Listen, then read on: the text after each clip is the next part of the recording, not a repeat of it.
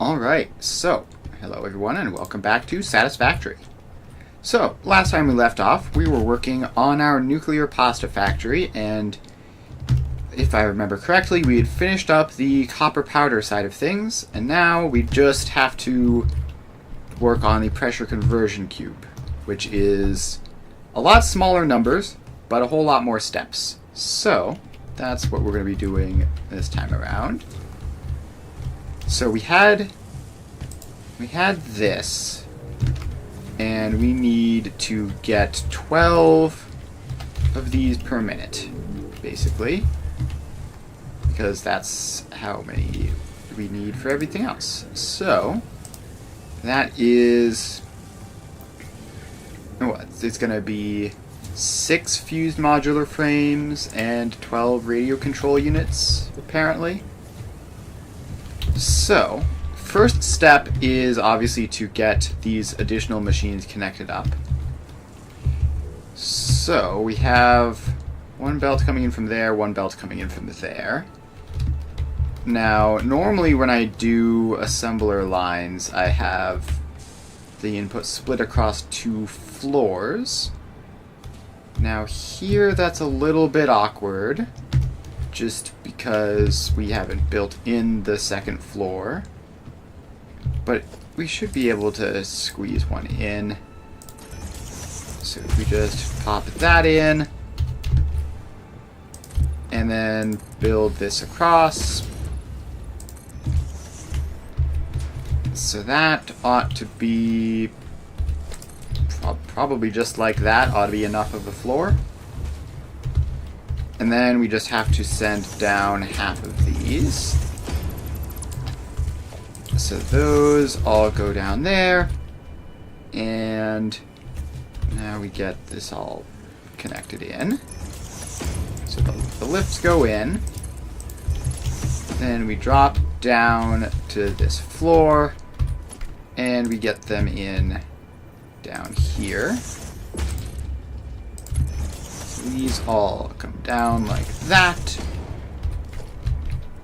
And then we just... these are all super slow, right? So there's no need to worry about belt speed limitations for these particular steps.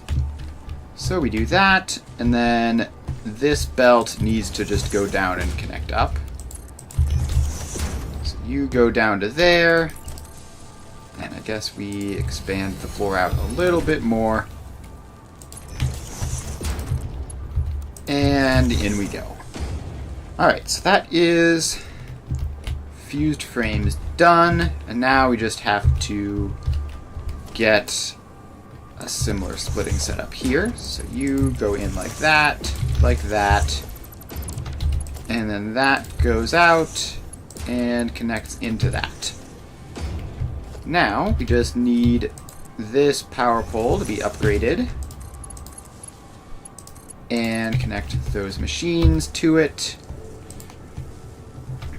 And there we go. Now we just get all of these guys merged up together.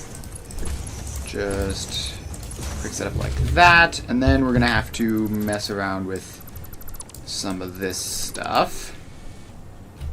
So that's all going to have to go out. Replace it with a merger. So the pressure conversion cubes go in there. And then we have a sink out this way, which we still just connect in like that. And then that connects forward, center any left overflow, and the sink is added in. Okay, so now we just need that belt to connect across. And we should be all clear, I think. So the pressure conversion cubes on are done. So now we just need to upgrade everything that goes into these. So let's start with the radio control units. We need 12 of them. And those are going to be coming from this manufacturer, which is currently doing 5. Oh boy, this is gonna have a whole lot of steps to upgrade. And there's gonna be splitting involved, which is not fun.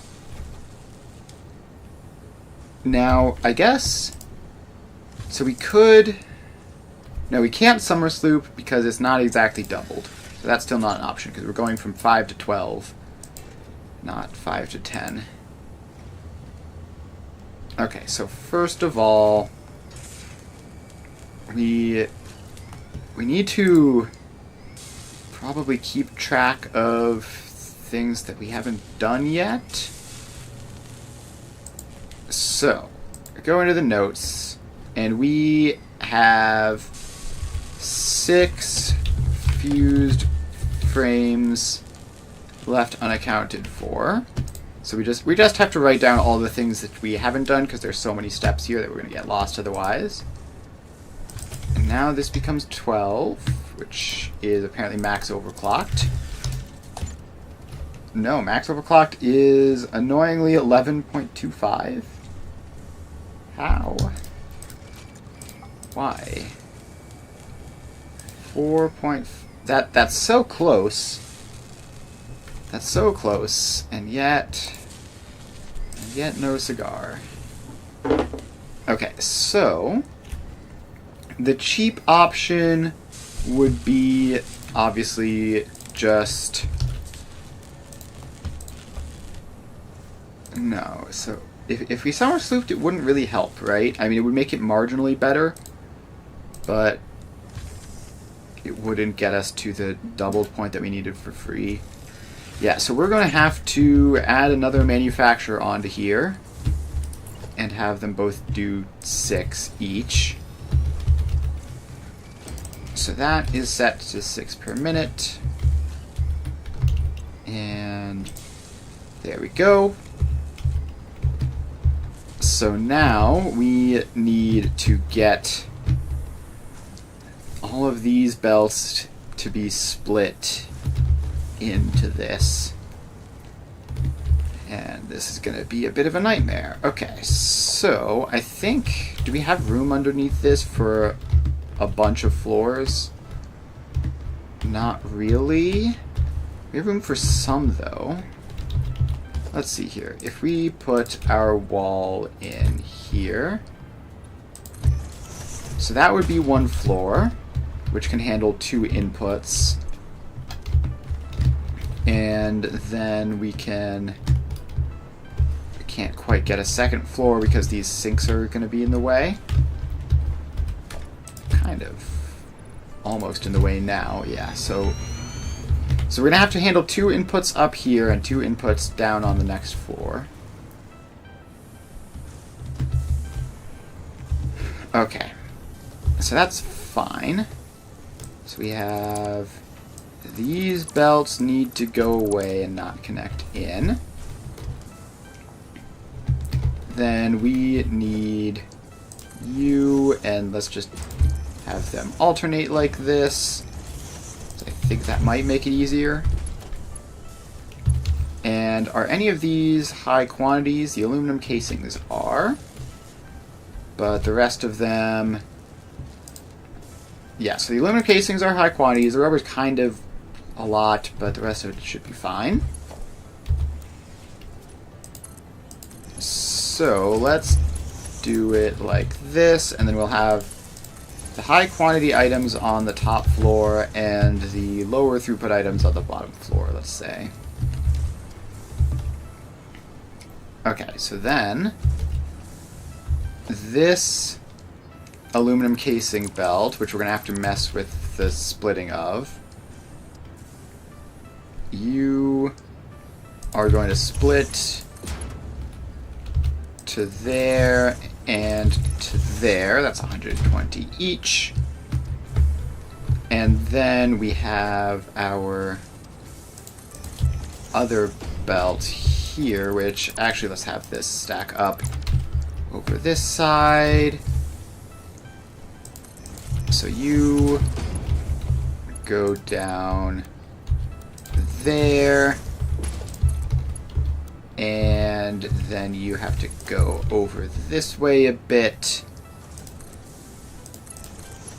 And straight build mode continues to be annoying. And then down that way. Okay, so that is the rubber, which is going to be going in there. And then the aluminum casings are going to be going in there.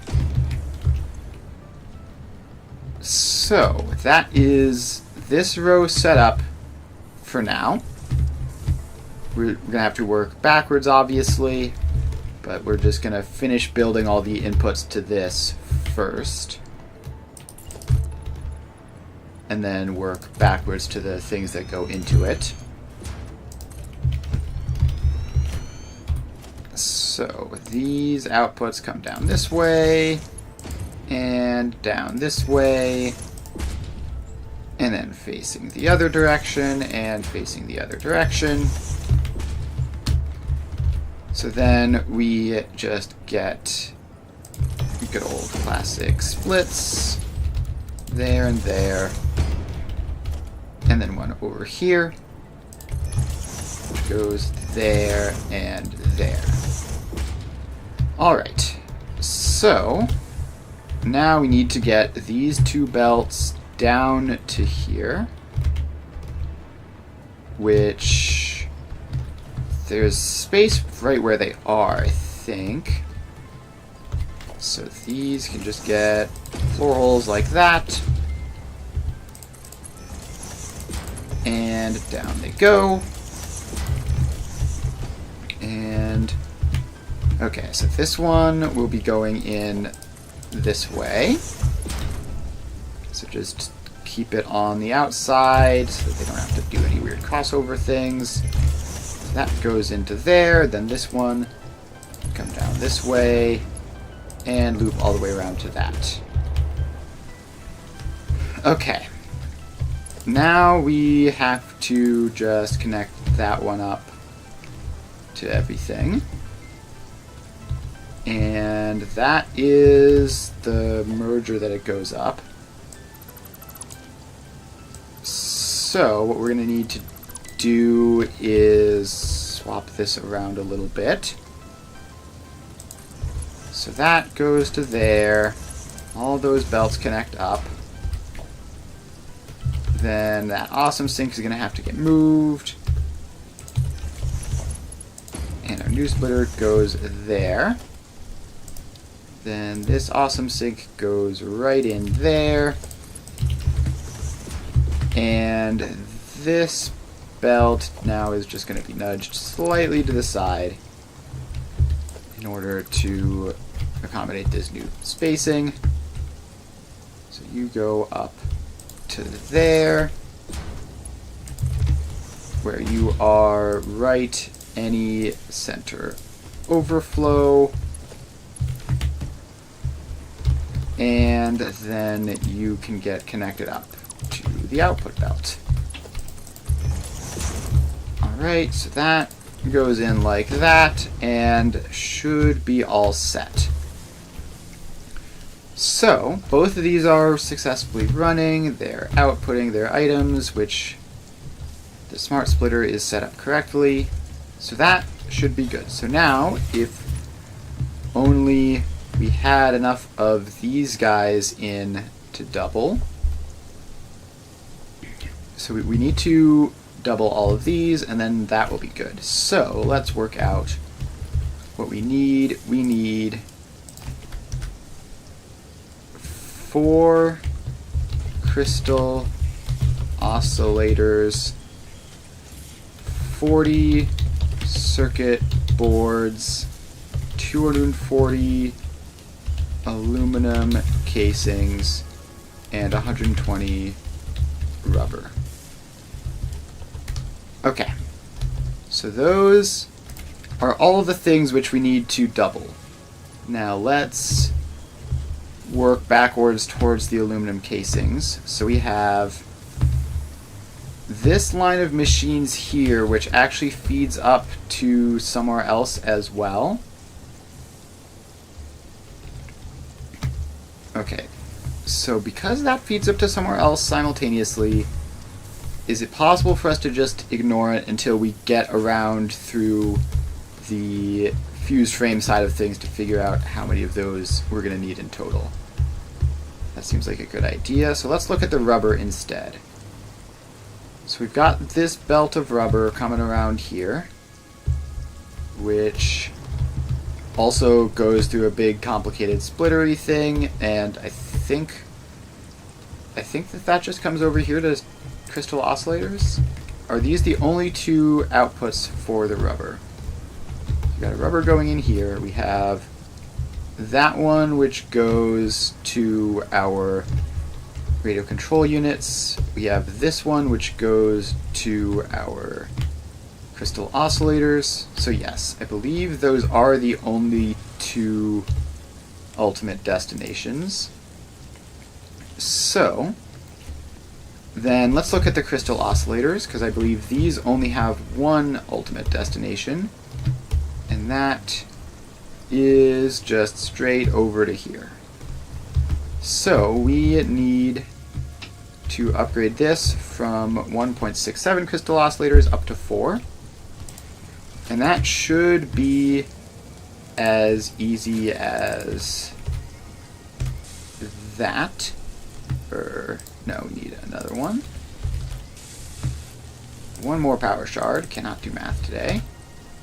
So that adds on 40 quartz crystals, another 28 rubber. That's 148 rubber, and 4 AI limiters. Okay, so the more we keep doing this, the more the number of steps left to do is going to balloon. So let's try to start knocking some of these off. So the rubber, we need 148 of it. So let's drop down to here. And we have this whole setup to manually make rubber, because we didn't have rubber imports when we built this factory. So that could be an issue. So, because this setup makes both rubber and plastic, and I haven't sorted out how much plastic we need. Okay, wait. We can take the crystal oscillators off of that because we have doubled those.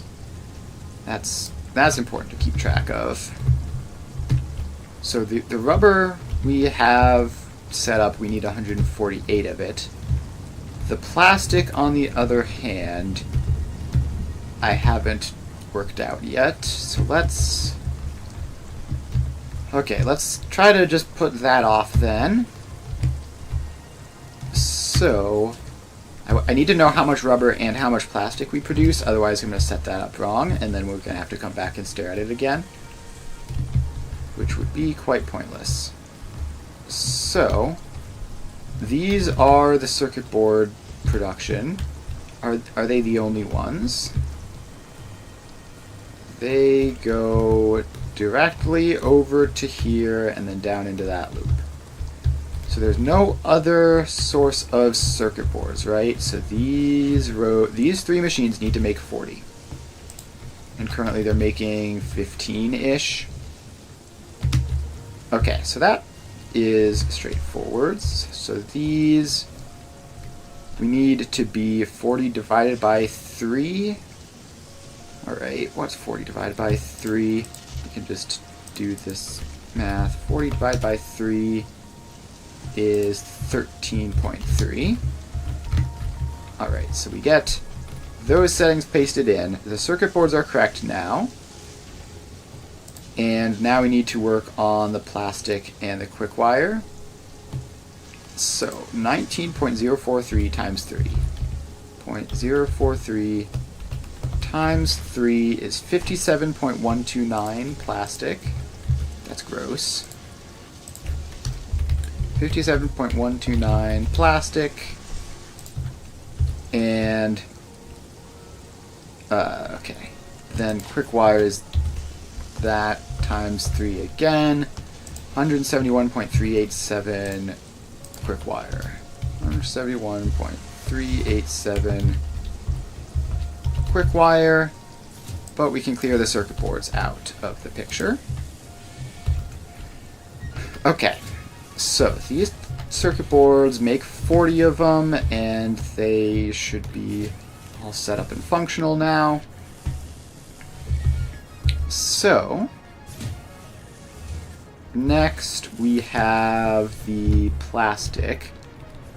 So the plastic comes in from here, and I'd like to do the plastic so I can sort out both it and the rubber.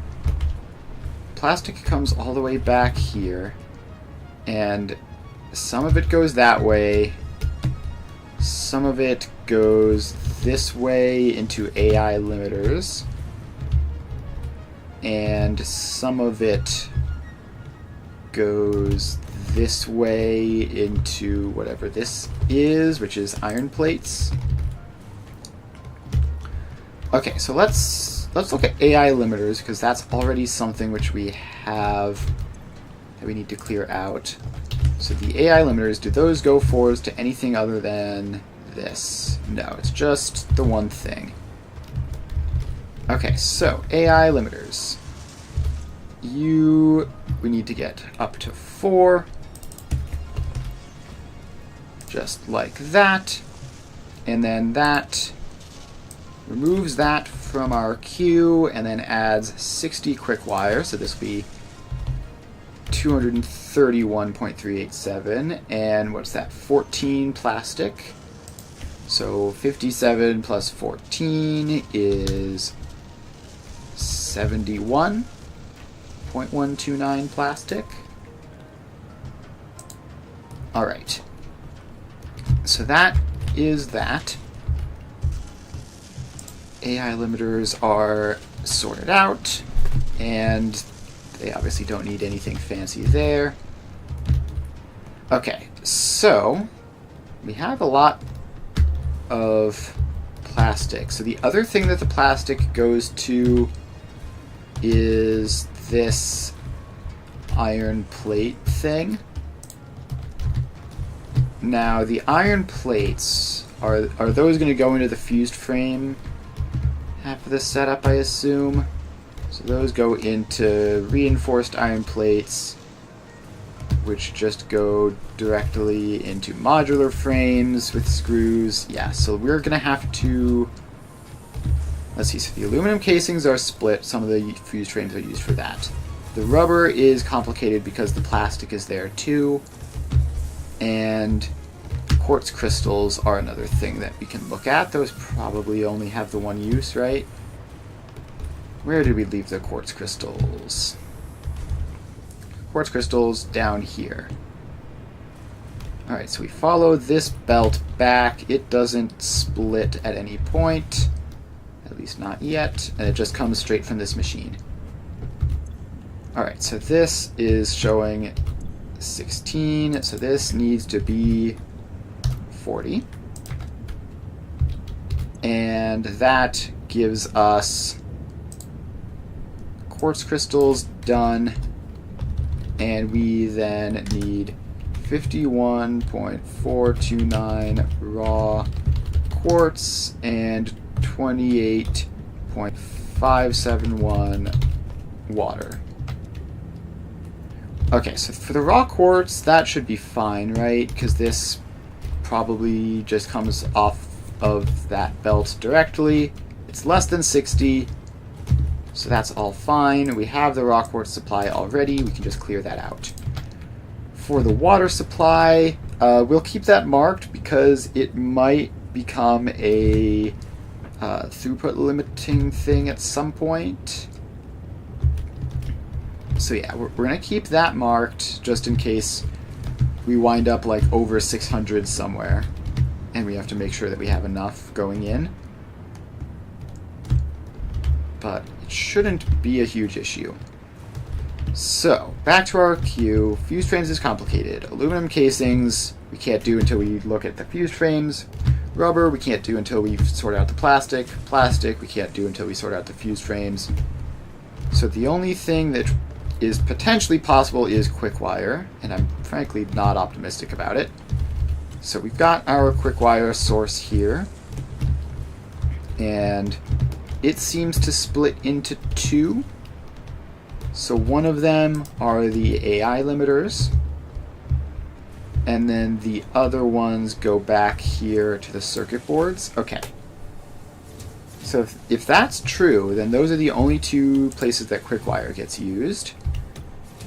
We have 50. So yeah, those are the only two places quick wire gets used, which means that we can sort this out now. So this should give us 231.387. So 231.387, and we're just barely too little. So we need this machine to be just slightly faster. So this goes there, and then we're going to need to get it to have its inputs. Is there space under here? Yes, there is, so we can make a second floor, as we usually try to do for assemblers. Okay, so that goes down. Then these go in, and we put the belts in, and then this side gets its splitters. And the copper is going to need to connect into this. That is not what I think of when I think of a straight belt. Fascinating decision. Alright, so that goes in like that. These are going to need to be Mark III belts going in, actually, which we're going to need to address the balancing at some point as well. I think I may have forgotten to do that in a couple important steps. So these two need to be 231.387 divided by 2. So we don't need all those power shards. And we copy and paste. And then that gets powered up. And now we need to drop down for the quick wire, which actually is going to be pretty convenient because it just won't need to go up a level at all instead. So that wall goes out to there, and then the caterium comes down this way. We put in a splitter to feed both of those, and then what we need to do is expand that out there, put the floor hole in, and connect this up. Okay, maybe connecting it down. I don't know why that doesn't line up now when it did like 5 seconds ago, but we just have to do that. And then you come out here and just go into that. Okay. So this should theoretically be all set up, and we just need to get mergers in.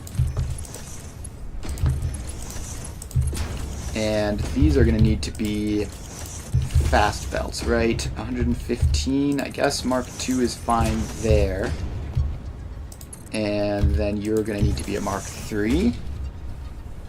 And then we're going to need to start thinking about splitting. For now, let's get these values set up. So 9.641 times 2 9.641 times 2 is 19.282 deuterium ingots. 19.282 deuterium ingots. And 48.204 times 2 is 96.408 copper ingots. 96.408 copper ingots. Okay. So that is what we need to be responsible for there. So now let's move forwards and redo this quick wire balancing thing. So we have 60 going this way, some other number going that way, and there's not another spot, right? It's just those two. I'm not sure how I managed to get this quite so complicated as all this. Like, what is this? Oh, because it wasn't exactly... I was thinking that it was... I keep thinking it's exactly doubled, but it's not, so this would have had to be some relatively complicated setup. But now, it doesn't need to be. Now it's just a single Mark 1 belt, and we can take all this stuff out. And let's see how much of this we can get. Just get all of those splitters out, and then get all those mergers out. And then let's get the belts out, and the belt Mark 1s. Okay. So that is all of that down, and now this is just a Mark 1 belt, which goes into there. And that is center any right overflow, so that now just sorts it out as long as this belt is fast enough. And how fast does this belt have to be? It's got to be like the 170-ish. So it needs to be a Mark 3. So we make this Mark 3 belt out to there. And then from there on it should be fine, yeah? These are 57 each, so that's all sorted. Alright, quick wire done. And now we can remove the quick wire from the list. And next we need to just continue chopping away at these things. So the copper, I assume... Wait, no, this is the only thing that the copper here goes to, right? We had looked at this while we were doing all that stuff. So we just have to get down to this extra row of copper machines here, which is currently just this one machine. So you are set to 96.408, which again you can just barely not manage because why not? So let's get an extra machine on there and get all this connected up. So we need you to be 96.408 divided by 2. There we go. And then we paste that across to both of them. And now we get all this stuff connected across. So that, yeah, that only needs to be a Mark 1 belt, and then we just need to connect the water in. And then we just need to connect this up to the output, which I guess here it'll be easiest to just do that. And then you go up there. Okay, so this whole thing is 48 down at this level, so that should be everything. Alright, copper is in. I believe we had already accounted for the water supply here. So we can clear that one out. Copper, check. Alright, copper, done. All the way back to ore. Next up, we can also remove the caterium ingots from the list of things we need to worry about. So let's find out where those go. So we have this underground belt here. And that comes from this. And it's just one machine, which, let me guess, this is just barely not going to be enough. So this gets to be 19.282. Okay, so that does have enough. So there we go. That is in. And it takes in water input, it takes in caterium ore, so that should be all clear. That just goes directly up to those, so yeah, caterium ingots, check. So now we just have the complicated ones, and it's also very likely that I've forgotten to update some balancing at some point in here. So let's... Actually, no, I think we're probably mostly have been moving past the ones which require complicated balancing. So it might be... Let's see, none of these guys do, right? Yeah, so we've mostly been skipping over the ones that need complicated balancing updates. Now, we can just do this, though, right? So the aluminum casings here. This is a center any right overflow. So we need this to be 240 instead of whatever it is currently, which I have no idea what it thinks it is. So 240 is just 2 Mark II belts, which is lovely. So we take all of this stuff out, and it's going to be a nice and simple setup. So all that goes away. Then we just get a smart splitter and a merger. This doesn't even really need to be a smart splitter, but I'll make it one anyways. So that just sends 2 Mark II belts forward. Each one is 120. And that adds up to a total of 240. And you need to be left any as well, so you take both of those. And then this is going to need to be upgraded, but we'll worry about that when we get to the rest of the aluminum stuff. Okay, so we can do the splitting for the rubber, right? Because it's only reliant on plastic, which we also know about. So we need 120 rubber to go in here, which means that this just needs to be a pure Mark II belt. And let's just upgrade this all the way back.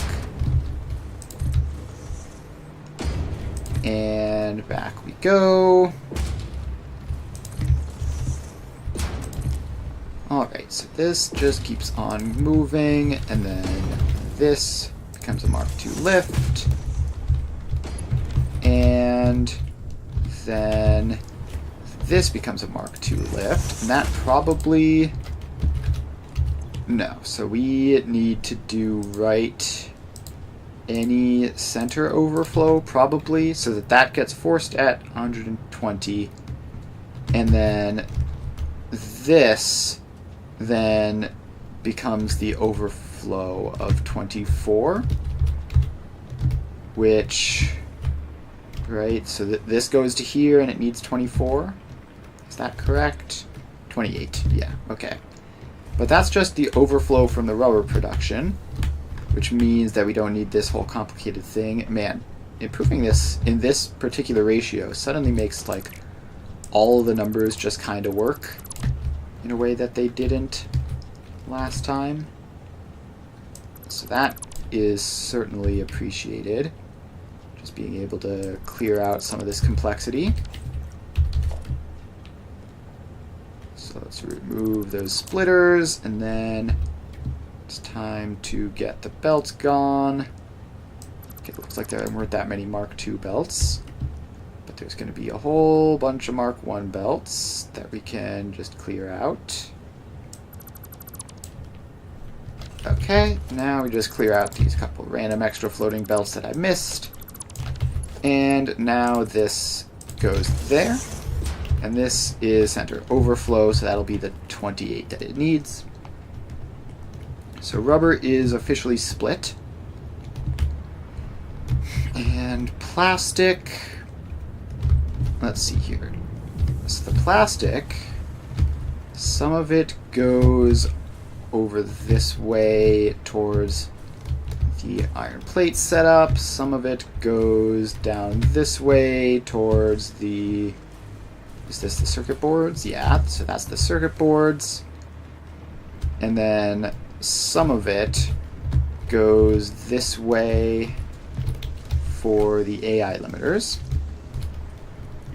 So we can't do the full splitting because we don't know about the iron plates yet, so we're going to leave the plastic for now.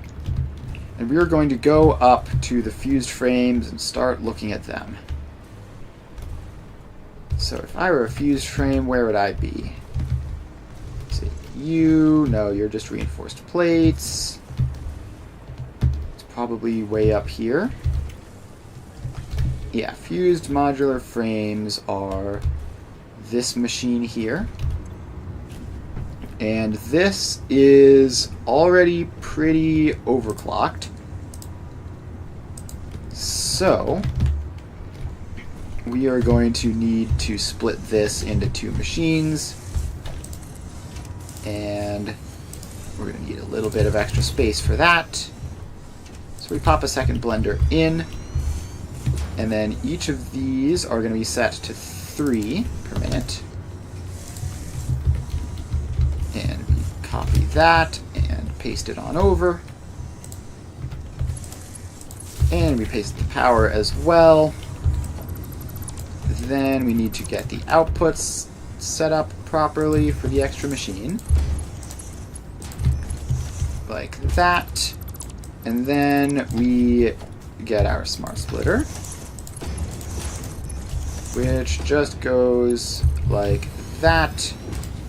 Right any center overflow, and that is that set up. So now we need to connect up the inputs. So we have 2 solid inputs and nitrogen gas.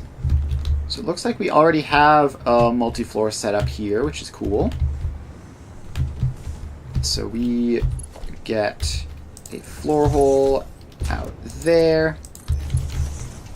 And that is going to be for the heavy modular frames, which don't need fast belts. But we're going to need these aluminum casings to have a fast belt. So that is 150 each. So that means Mark III belts. And then Mark IV belts overall. So those go in. Let's see, the nitrogen can just sort of go in like that. And it's not that much nitrogen, right? It's going to be 150 total, which should be manageable. And then we just need to get the heavy modular frames connected up. So we get, ooh, I don't know what that random blueprint that I selected there was. So we just bring that splitter down, and you just connect up like that. Okay, so now we have 3 HMF, or no, it's 6 because there are 2 machines here. So it's 6 heavy modular frames, 100, and that's 300 aluminum casings, which we already have marked some of those down, so that's 540 aluminum casings, and 150 nitrogen gas, which is just direct from the train system, so we don't need to look at that. Unless, I guess, if it's coming from packaged, but it definitely isn't. It's definitely coming from a train system all the way up there. Okay. So, that is in. So let's now look at the aluminum casings, because I think we now have both of the things that those are used for. So this is 240. This is 300. So these need to be 540 across 4 machines. 540 divided by 4 is 135 per machine, which should be possible. 135. Yep, just barely possible. Alright, so those are set in, and the casings get made. That's going to be a lot of ingots going out there. So then we need to upgrade these output lines. So these all have to be Mark 3s to handle the 135 output. Then the total output needs to be Mark 5s to handle 540.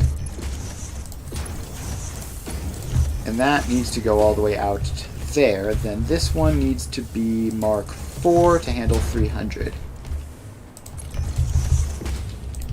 So we upgrade this belt to Mark 4, and then our aluminum ingot supply probably cries, but it is what it is. And that should be aluminum casings done. And it's 202.5 times 4 times 4 is 810, so we're probably going to need to upgrade that.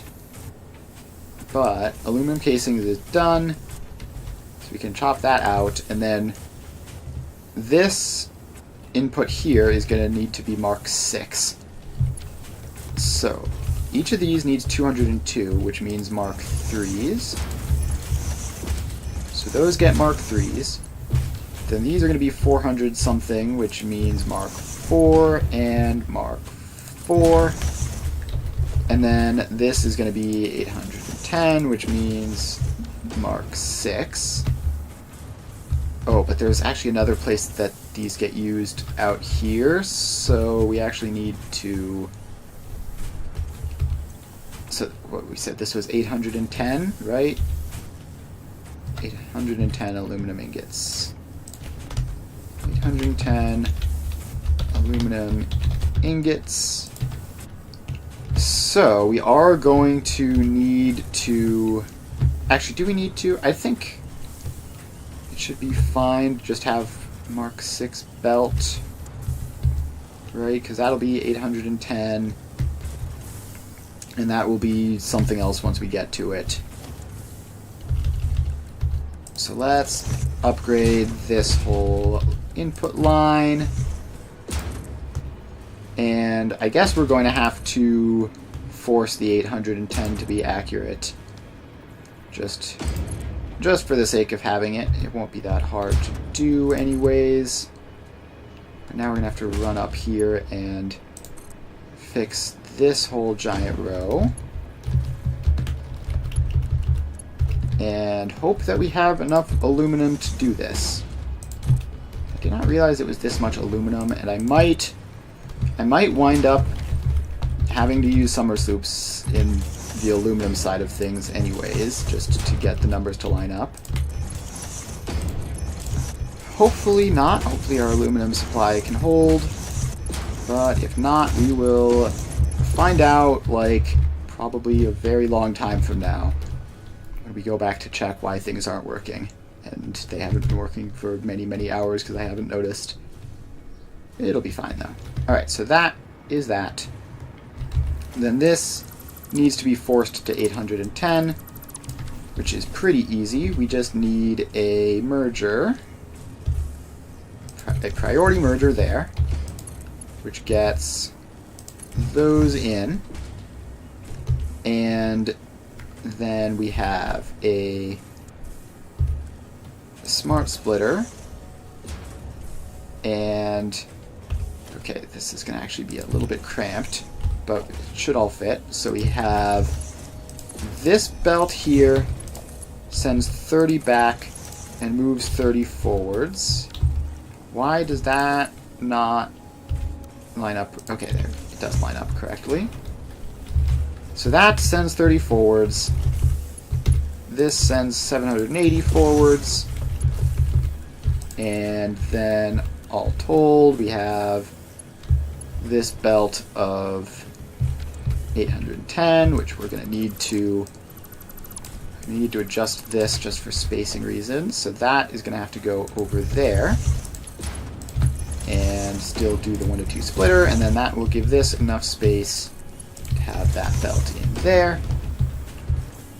This makes priority medium right, and then this needs to be a Mark 6 belt to get everything going through properly.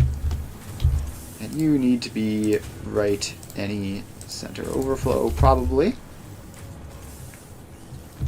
Okay, so that is that. Aluminum ingots sorted out for that half of things. And yeah, we can remove those. We're not going to be crafting the aluminum ingots anyways. Okay. So, wait, the fused frames are still on that list, but we did the fused frames, right? So we can take the fused frames off. And instead we're looking at 6 heavy modular frames now. And where exactly would a heavy modular frame production line be? Is that here? Yes, so here we make 2.5 heavy modular frames. And those just go forward to the fused frames. So let's just upgrade this. You get to be 6. We need 1 more power shard for that. So you get to be 6 items per minute. And then that is going to be 16 modular frames, 20 encased beams, 72 steel pipes, 44 concrete. And we get to take the heavy modular frames off of the list then. Okay. So, let's then work backwards through some of those. So let's look to the steel pipes. There's 72 of them, and this is only on a Mark 1 belt, which we're going to need to upgrade. So these upgrades go all the way through and down to here, where we have 1 machine making 30. Please say 72 is possible. Nope, it isn't. Of course not. Alright, that's fine. So we're going to have 2 machines. We're going to have 2 machines here making these. So you are going to be set to 36.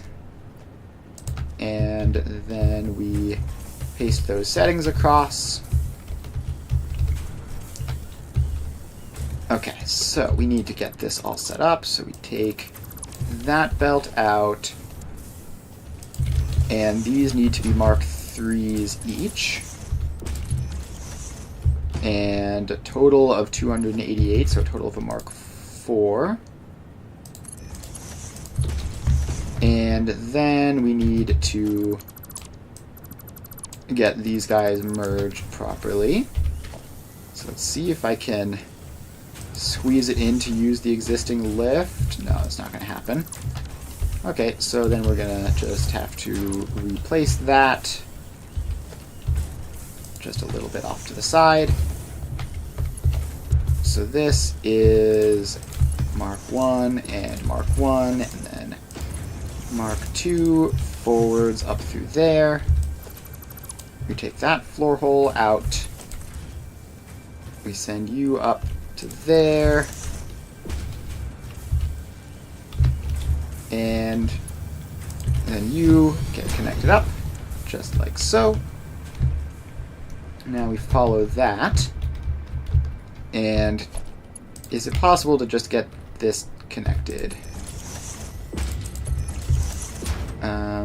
Probably, but not in a direct and convenient way. But if we just go out like that, and then loop around, and then in, that will be all sorted out. So now you need to also get powered up. And now these guys should be working. And then you need to be right any center overflow to send the steel pipes up. And that is steel pipes done. Right, that's the only place they get used. So steel pipes are sorted out officially. Now the steel pipes pull from 288 iron ingots. 288 iron ingots, which I just know we're going to be using more of elsewhere. So let's move on from those for now. Let's look at concrete. If we can find it, that is. Alright, concrete. Where would the concrete be? I guess we can just follow it down from up here. Got the concrete belt going in. Okay, the concrete goes into the encased beams as well. So let's sort the encased beams out next then, so that we don't have to worry about that. So we have 8 of these, and we need 20. We're definitely not going to be getting that out of this one machine. Which means that we once again get to add a second machine in first. And then these get to be 10 each. Not 1, 10 each. Alright, so we have our 2 machines now. They're 10 each. And please say that we can fit the merger in here.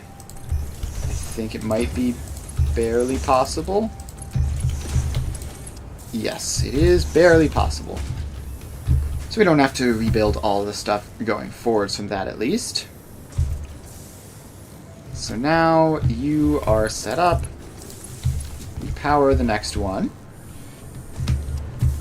And now that all that is powered, we just need to get the steel beams and concrete into these guys. Hello. Alright, so steel beams and concrete need to get into here. How's your day going? Pretty good. It's been pretty standard so far, which is not a bad thing at all. So these belts go forwards like that, so that can be what the concrete does. And then the steel can just sort of go in like that and get connected up to that. Okay, so that should be that once we go down here and get the lower floor in to feed the concrete into the machines. So there we go. Then these get their lifts. And then they get splitters. Alright, so the splitters go in. And bam, and bam. Okay, now we just need the concrete to drop down a floor. Like that. And then go into those. There we go. So that should be all set up. So that will be 60 steel beams and 120 concrete. So the 120 concrete gets added to the 44 existing to be 164. And then we have... How many steel beams was it? It was 60. Yep. Alright, so 60 steel beams. And we can mark the encased beams off as being done. Okay, so that is that. So then the next step back from here, the steel beams have this complicated splitting thing, right? Where some of them go forwards to screws, and some of them go into this. So we're going to leave those for now until we have the screws noted down. So let's do the concrete. So this needs to be 120 concrete going this way, and like 44 concrete going up that way. So that means that this whole splitting system has to be easy. Yeah, so currently what I'm doing is I had previously built a production line for nuclear pasta, and I have recently realized that I need more of it. So I'm going through and expanding everything by a little more than double. So we're going from 5 end products per minute to 12. Okay, so then that goes like that. We have 120 concrete going this way, which we can just force with right any, and then left overflow. The extra 44 goes into there, and that is that splitting done. So now we can drop down a little bit to where the concrete gets made, and we need to upgrade this from whatever it currently is to 164. Gosh, I hope... Let's see here. What is this going to be? Maybe? Is this another one where it's going to be just barely short? No, we do have enough root speed in this machine to go straight up to 164 with no difficulties. So this output is Mark III, and that output is Mark III, and that belt all the way goes up to be Mark III, and then that is Mark III. So that holds all the concrete that we need to bring. And we just need to drop down here and just do that one as well. Yep, it's been a while since we've made progress on the space elevator tasks. We are slowly working towards it. So we're expanding the nuclear pasta so that we can make singularity cells, so that we can eventually do space elevator tasks, but we're in no rush. There's a whole lot of stuff to do. Alright, so then the limestone here is 246. This needs to be upgraded to a Mark III belt. And that is going to go all the way down to there, and then we might need to upgrade this. No, that machine is outputting plenty of limestone. So there's no worry about that. So, concrete is done, I believe. Alright, so we scratch concrete off the list. And that is good to go. We're gonna have to stop by and check on the water systems afterwards. But for now it should be fine.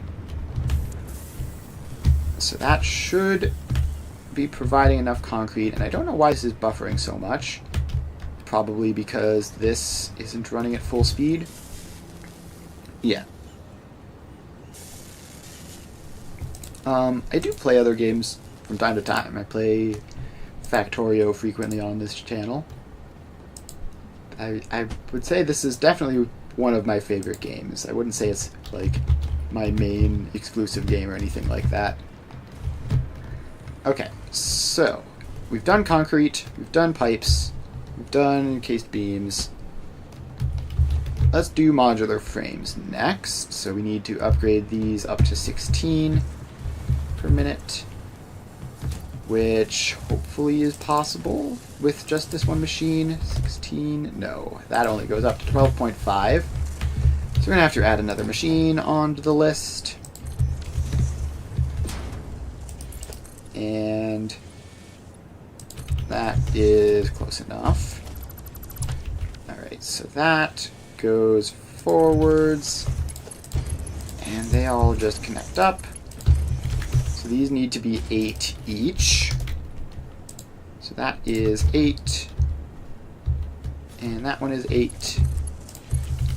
Then that gets powered up. Okay.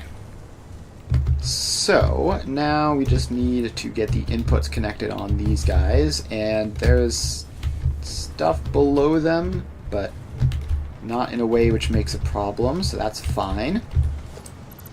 So let's disconnect those belts, and this one is just going to go directly in here, just like that, and like that. So that's 24 reinforced plates that we'll need for that, which is fine. Yeah, so I play Satisfactory on Tuesdays and Thursdays, and I do Factorio on Monday, Wednesday, Friday. So that's my usual schedule. And those go in. Those go in. Okay, so now we drop down to here. And we need to get the screws connected in like that, and these are 224 each, right? So Mark IV belt can hold all of them because that's 480, and so then these immediate belts are Mark IIIs, there and there. Did I make these Mark III belts? I did. Cool. Okay, then that gets chopped out, and this needs to be made the Mark IV belt, and then we're going to have to do some balancing.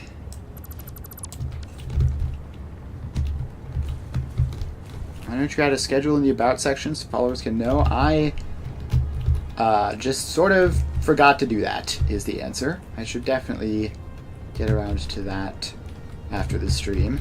Thank you for reminding me. That would be a handy thing to have. Okay, so that is going. And then we just need to update this. So we're going to have 24 reinforced iron plates and 448 screws. And we are done with the modular frames.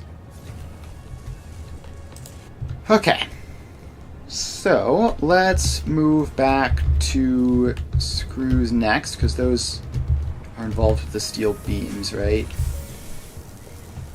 So these we need to increase up to 448. 448. There we go. And that... Oh wait, no, there's something else that uses screws. Okay, what is that? It's just this next production line over here. And it is... Oh, it's just the reinforced iron plates themselves. Thank you for the follow, I appreciate it. Okay, so we should do the reinforced iron plates then, because they need screws. So, we have 9 of these. We need to upgrade up to 24. So that would be 8 per machine, which goes somewhere like that. So then these settings get pasted across. And obviously the output side is going to be fine. The input is going to be a bit higher now. So so the screws input is 96 each. So these need to be Mark IIs, which they already are. And then the iron plate input is almost fine. Okay, so what we need to do is we need to upgrade this. So this is 96 times 3 is 288, which means that this belt here needs to be a Mark IV. And we're going to need to add that 288 to the total list of screws that we need. So 448 plus 288 is 736 screws. 736 screws. And how many iron plates is it? It's 48 times 3. 48 times 3 is 144 iron plates. Okay, so that then means that this belt is going to need to be a Mark III as well. Just annoyingly barely over the line where it's needed. And we just run that back to here. And okay, then we'll worry about that later. For now, we'll do the screws. Alright, so thank you, I appreciate that as well. Alright, so that is that. So then we need to get the screws up to 736, and then we need to balance this. Is this one machine capable of doing that? No. Again, just barely short. Okay, so we need to fill that space in. Pop that down. Yep, I mostly just do the YouTube for live streaming so that, you know, if it's available on both platforms, if people want it there, and it's more convenient for them.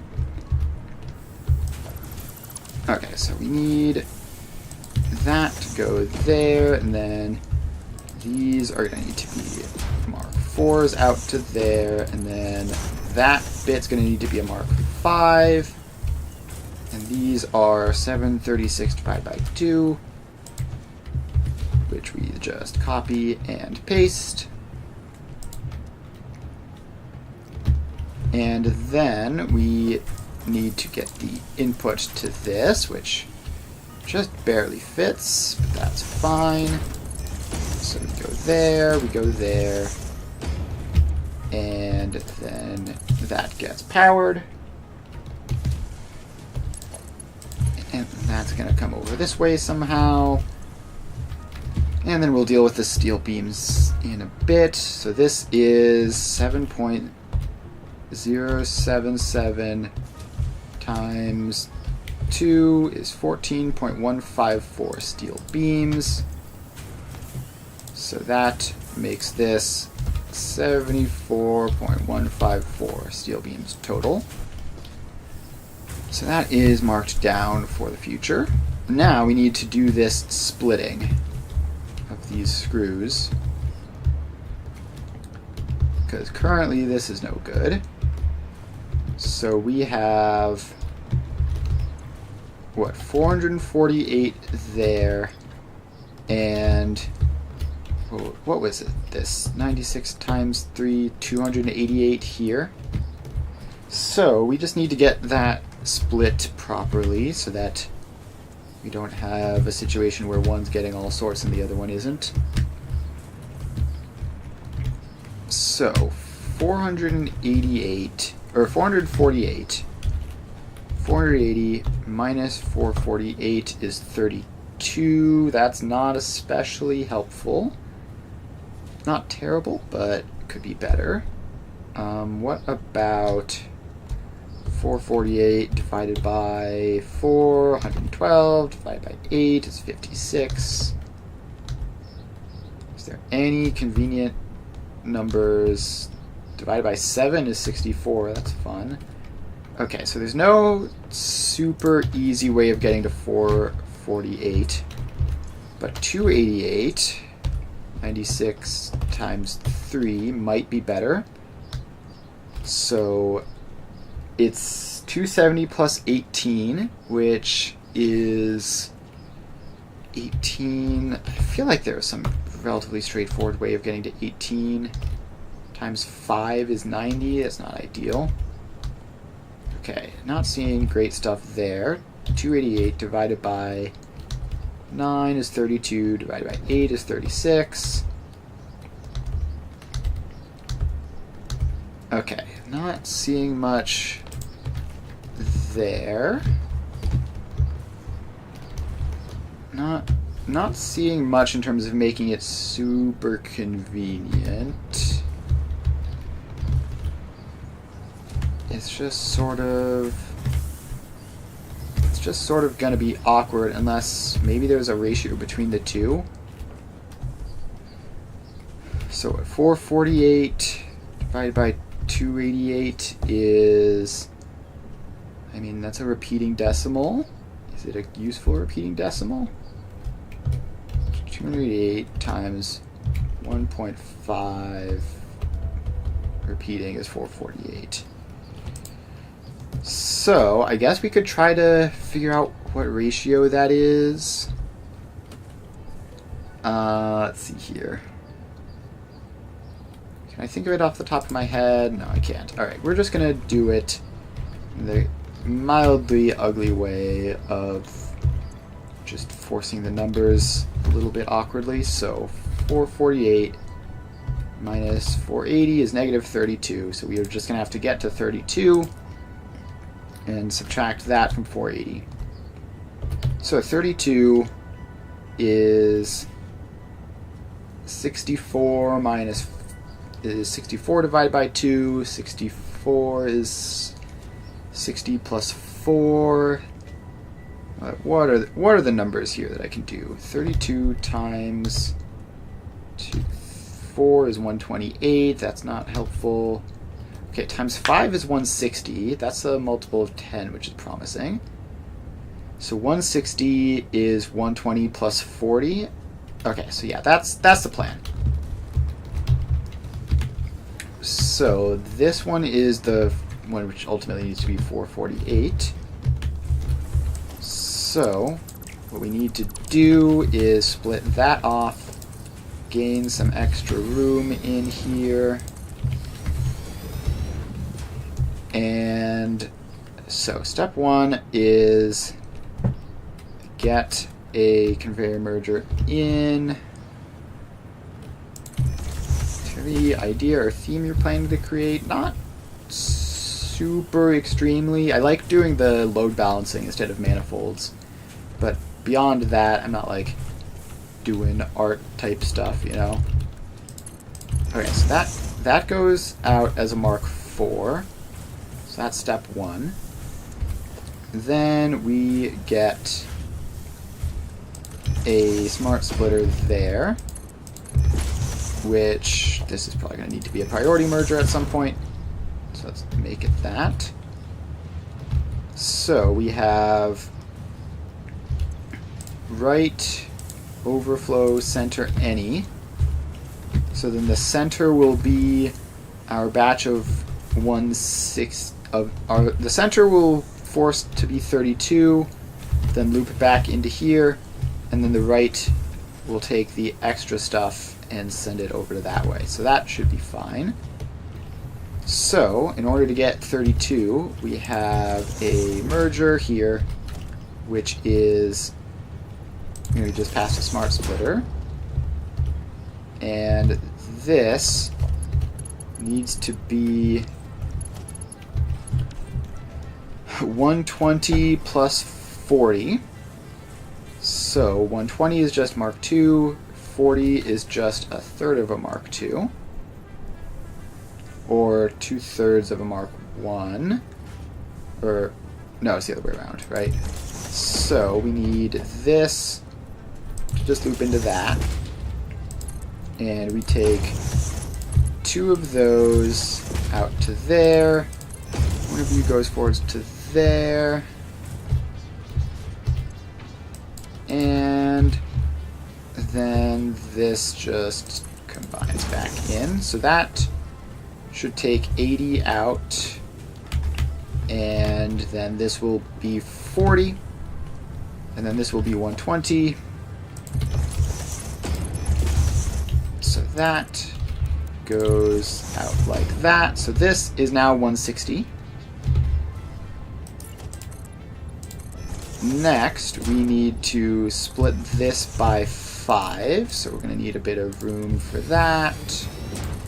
And then, hang on, what are we doing with that 5? So we need to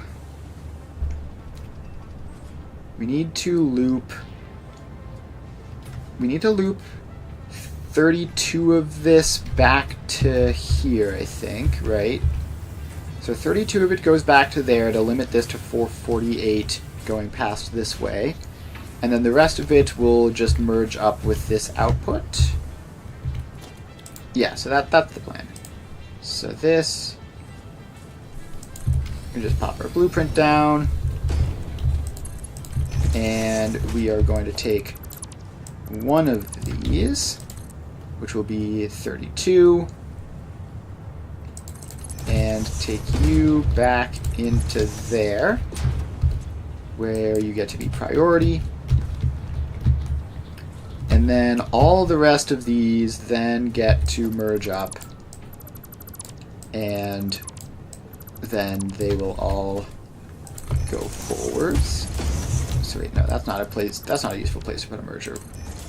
Start with a merger like there, and then these connect forward like that, and then we get these two to connect forwards, and so you connect into that, and then you connect into that, and then finally we connect all of these into that one.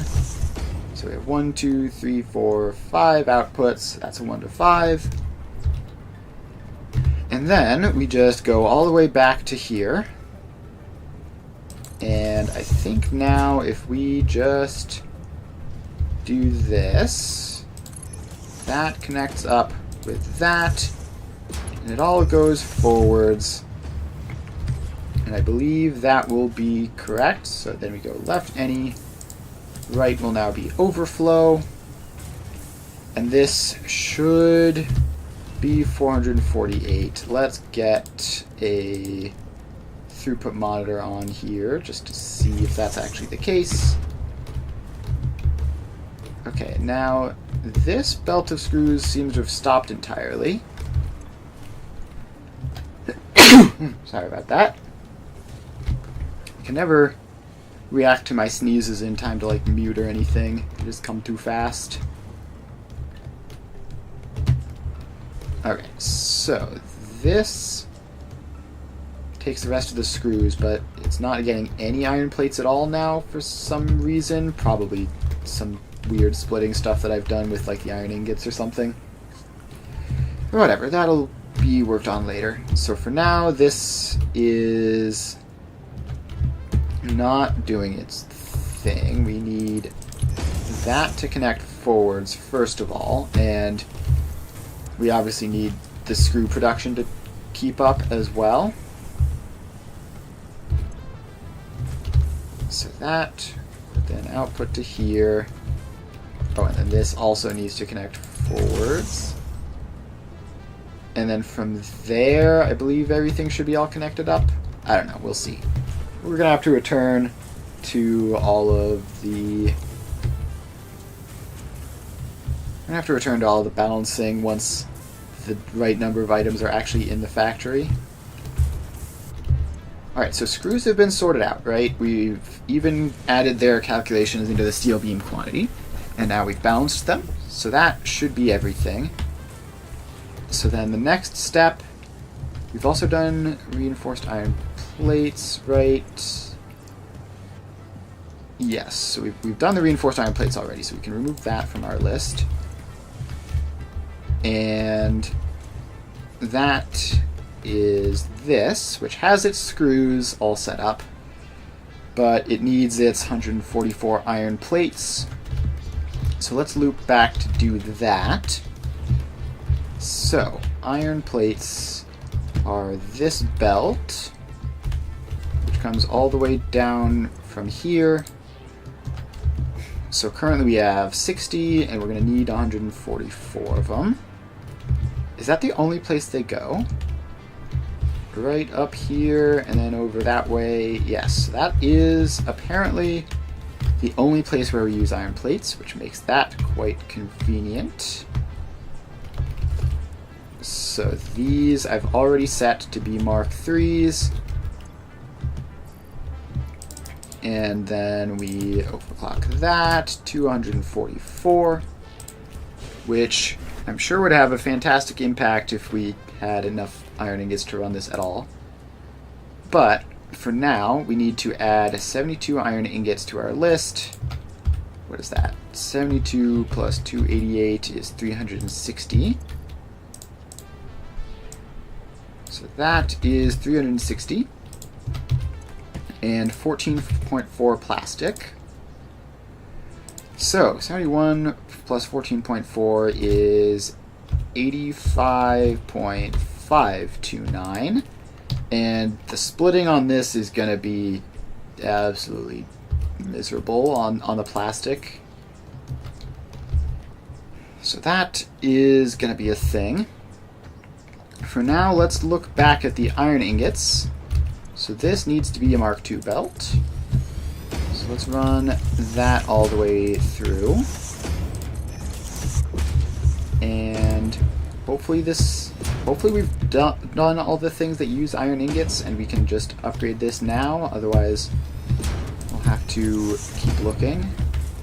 So we also have these guys that do steel pipes. So yeah, that's going to be a thing. So this is left any... Okay, so this is 288 plus 72 equals 360. Now, is that like a ratio, or is it just some weird numbers? 360 divided by 72 is 5. Okay, so that's easy. And then divided by 288 is going to be 1.25. So yeah, so if we take this input, we divide it by 5, we take one of the fifths over that way, the other 4/5 in this way, then it should line up properly. And that should be nice and simple. It's not often you get to do ratio splitting like that. But here we are, get kind of a little bit lucky on that front. So that all goes out. I am not currently interested in paying to rebrand stuff at the moment.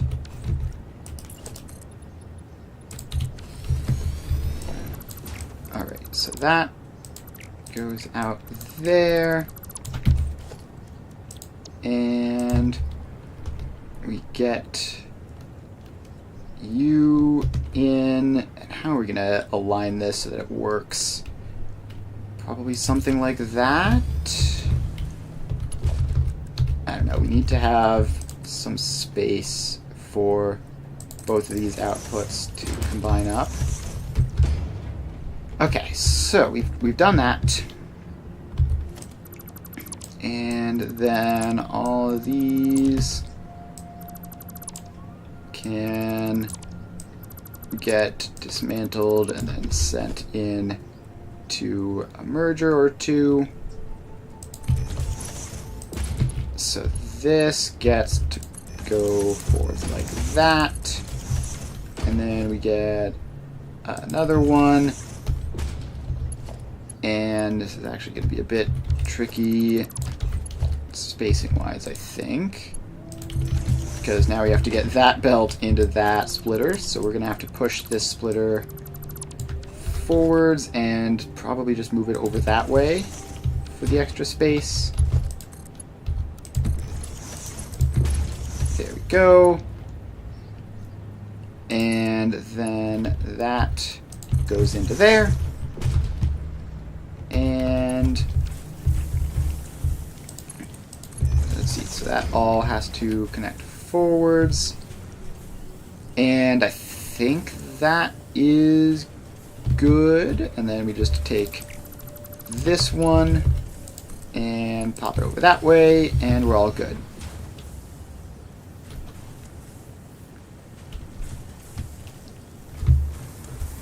Okay, so that is going.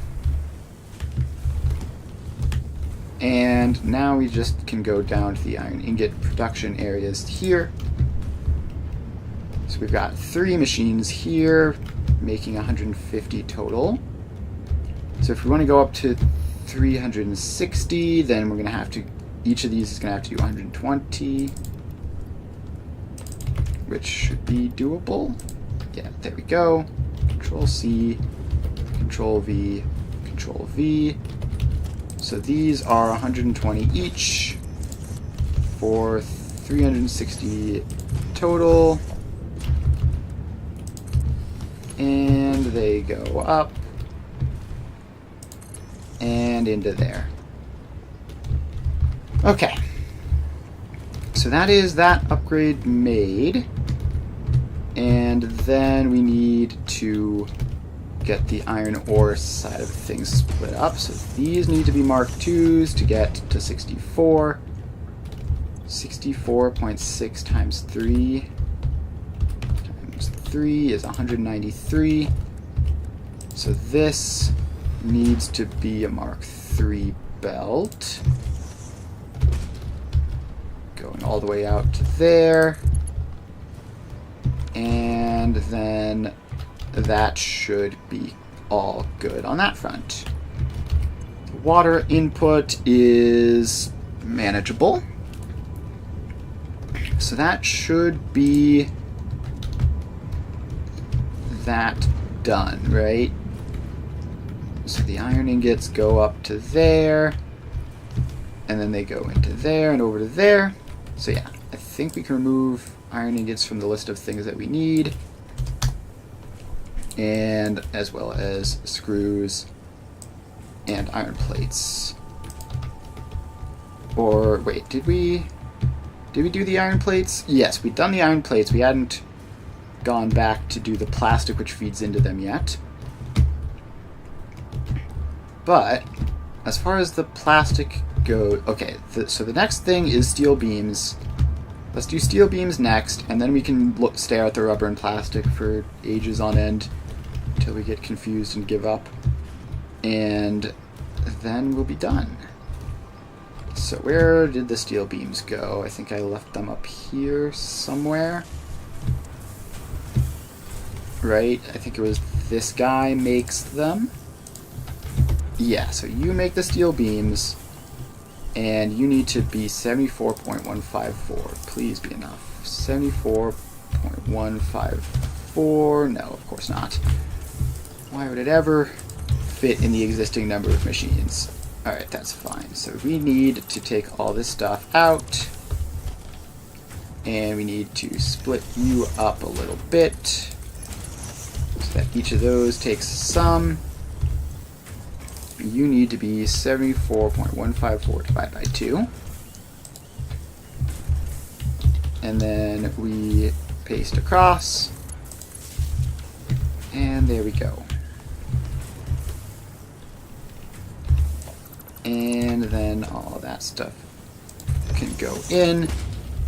And then we need our belts to all feed across. Okay, so now for the splitting portion of the steel beams.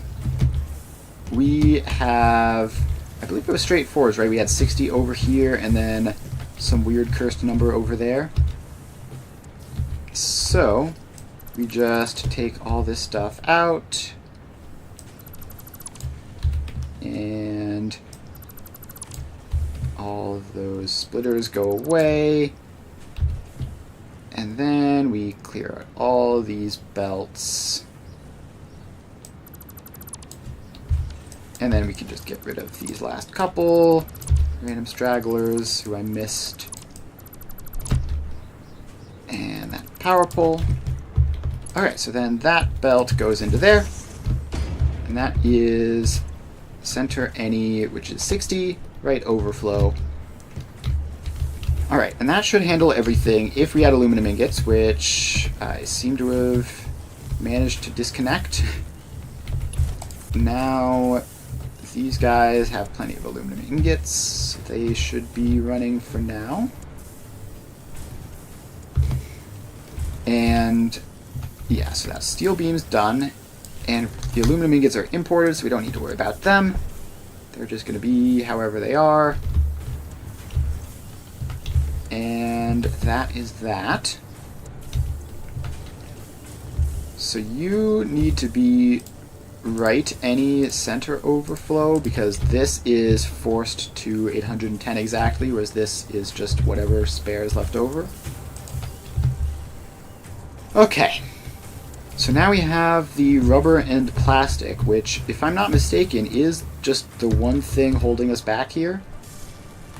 Although, looking at this, you'd think it's circuit boards, which I guess take rubber, so that makes sense.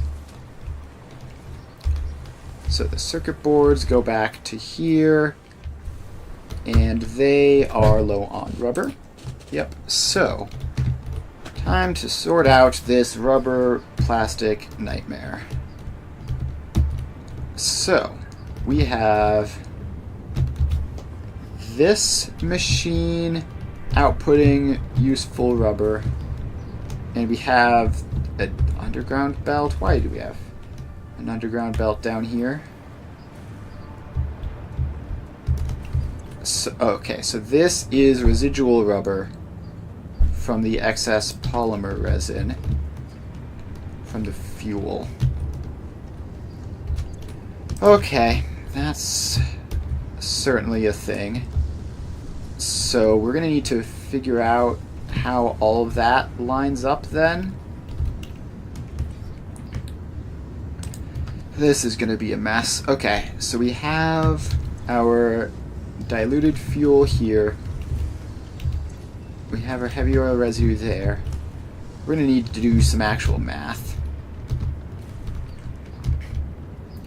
So the problem is, like, the normal ratio is 1 fuel to 1 rubber or plastic, but this excess stuff here makes it slightly better than that, which means if I set it up in that ratio, then we will have excess rubber lying around, which is gonna be a bit confusing.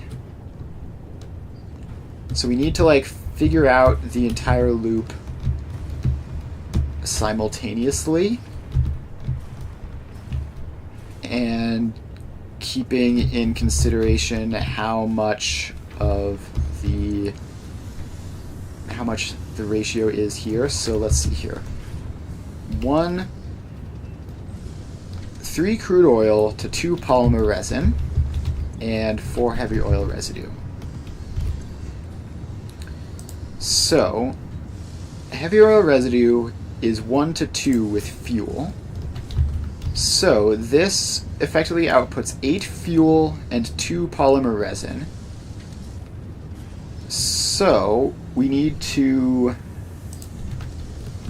then, the polymer resin is 4 to 2. Okay, so at the end of the day, this is 8 fuel, which converts to rubber or plastic 1 to 1, or 2 polymer, or so this is either, so this is 8 plastic or rubber, this is 1 rubber.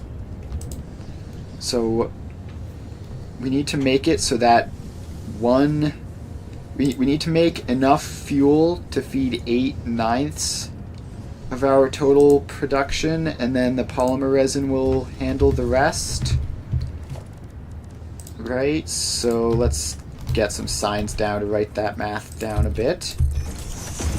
So we have 148 plus 85.529 is 233.529. 233.529 plastics slash rubber. Right, so we have that. Then we multiply that by 8/9. 233.529 times 8/9 is 207.58133. 207.58133, right? Okay, so that will be the fuel amount, and that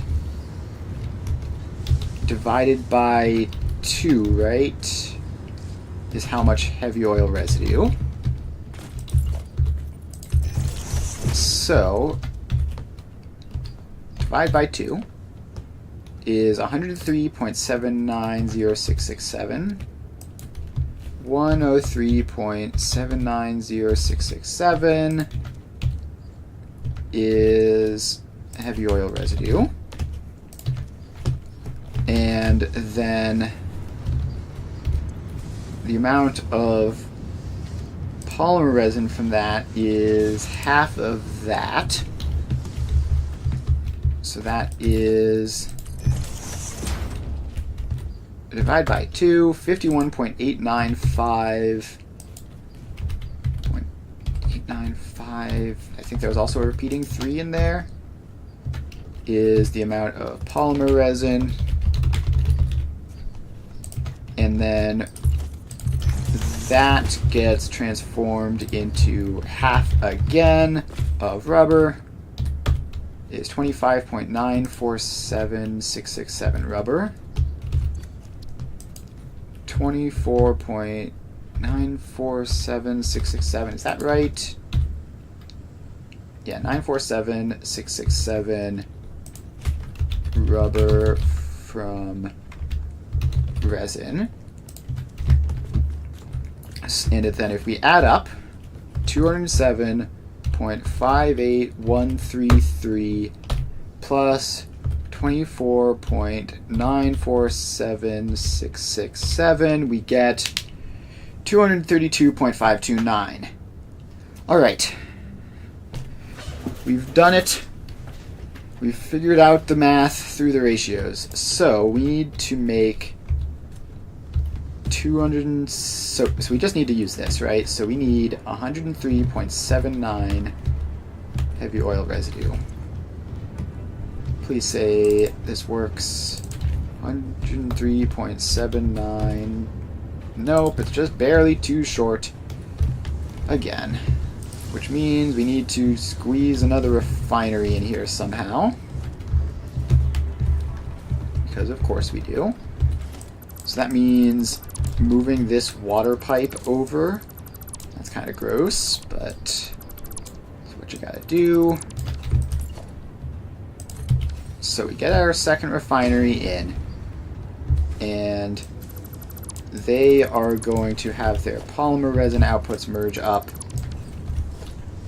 I really wish I hadn't made this as cramped as I did, but here we are. So we need 103.790667 divided by 2. 103.790667 divided by 2 is 51.9. I probably gave that way too many decimal points, but whatever. Okay, then we need the crude oil to connect in, and we connect the power up as well. So we have that, and then we need to connect the output up. Alright, so that is connected up, and all good. Next, we need to set the amount of fuel we produce, which is 207.58133 Please be enough. 207. Okay, thank goodness. 0.58133. There we go. So that's the amount of fuel which we need to produce, and we're going to need to get a junction in off the water pipe to feed that. Then the rubber from polymer resin is 24.947667. 24.947667, which we can just do like that. That's showing 49.9 polymer resin. Okay, why are the numbers different? Why are the numbers different? This should be almost 52, not 49.9. What has happened here? Am I just, like, bad at math? Or 24.95, basically. Yeah, I guess. Wait. How on earth... 51.89533 divided by 2 is 25.947. Okay, so that was apparently a typo. And how much typoing was there in all that? 103.79 heavy oil residue. Okay, we're gonna have to go through all this and do it again. So we have 148 plus 85.529 is 233.529. 233.529 times 8 over 9 is 207.58133. Yes, cool. 207.58133 divided by 2 is 103.79.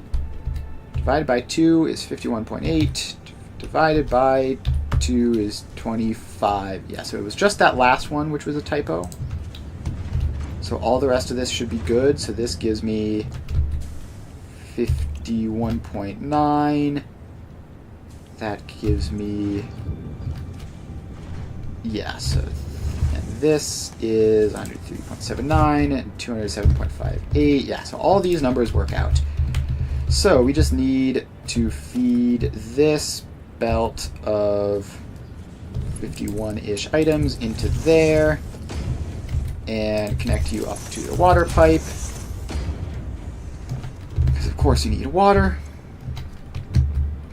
And now you're 25.95.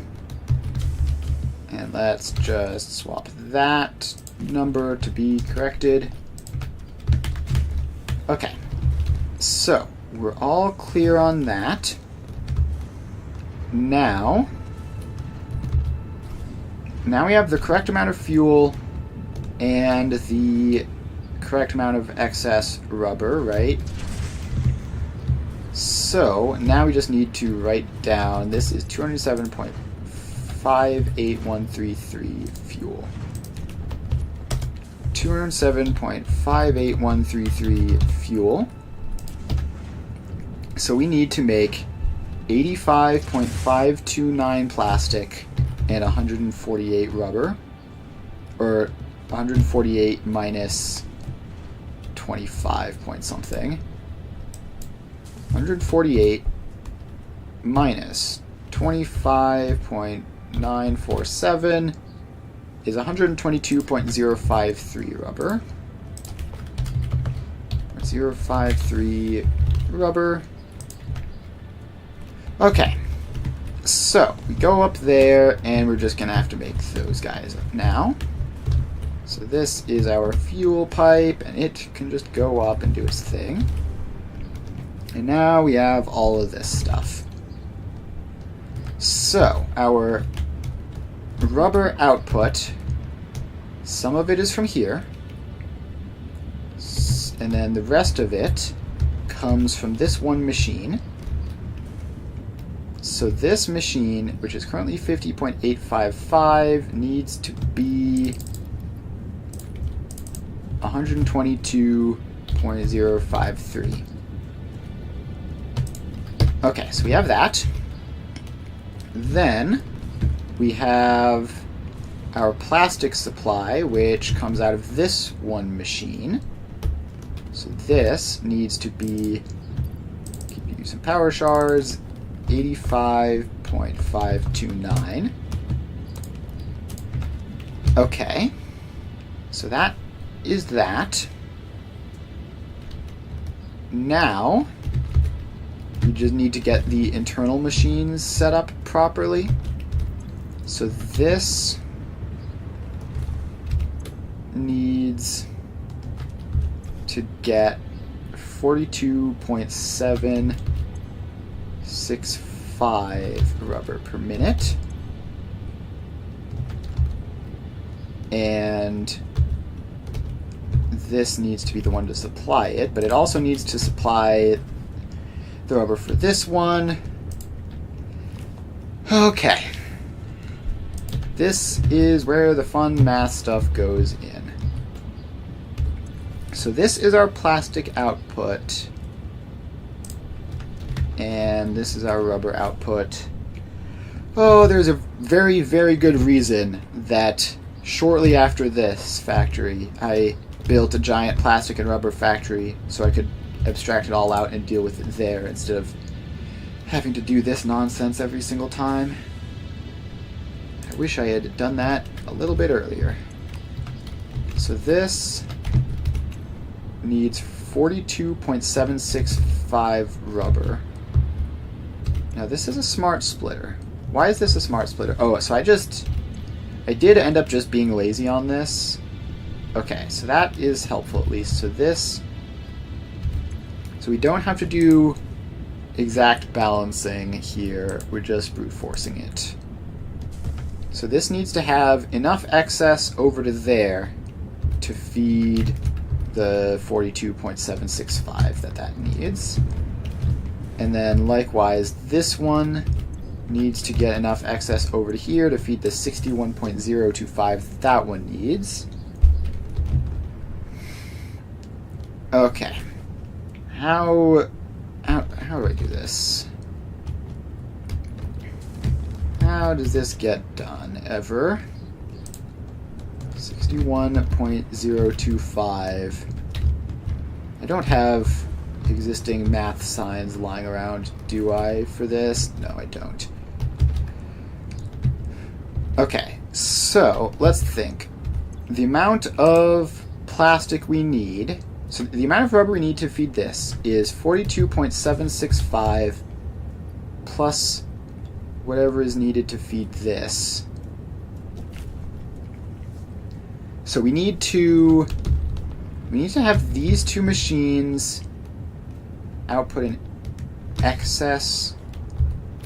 Oh boy, I am just simply confusing myself here. Alright. Let's get some signs down and see if I can write some relevant numbers down and hope it makes sense eventually. Alright, so we've got some signs. So the amount of rubber we need is 42.765.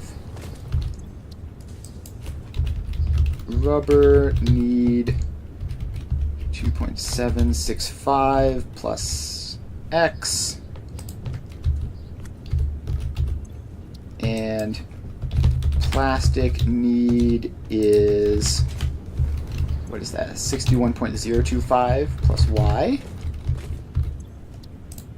61.025 plus Y. Now, we need to solve for X and Y.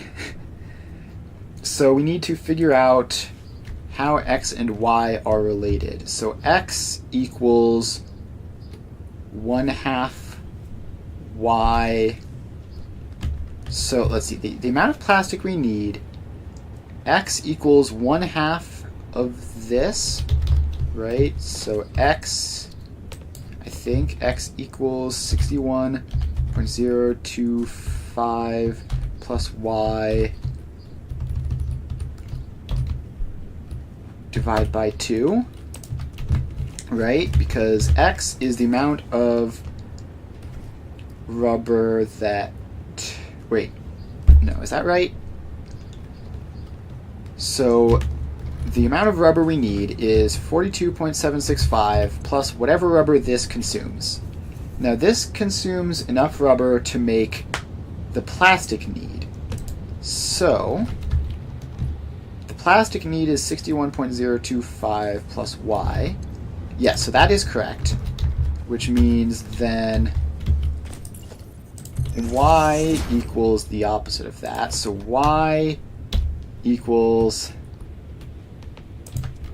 42.765 plus X. 2.765 plus X divided by 2. Alright, we have two equations, two unknowns. Math class tells me that this is possible. Okay.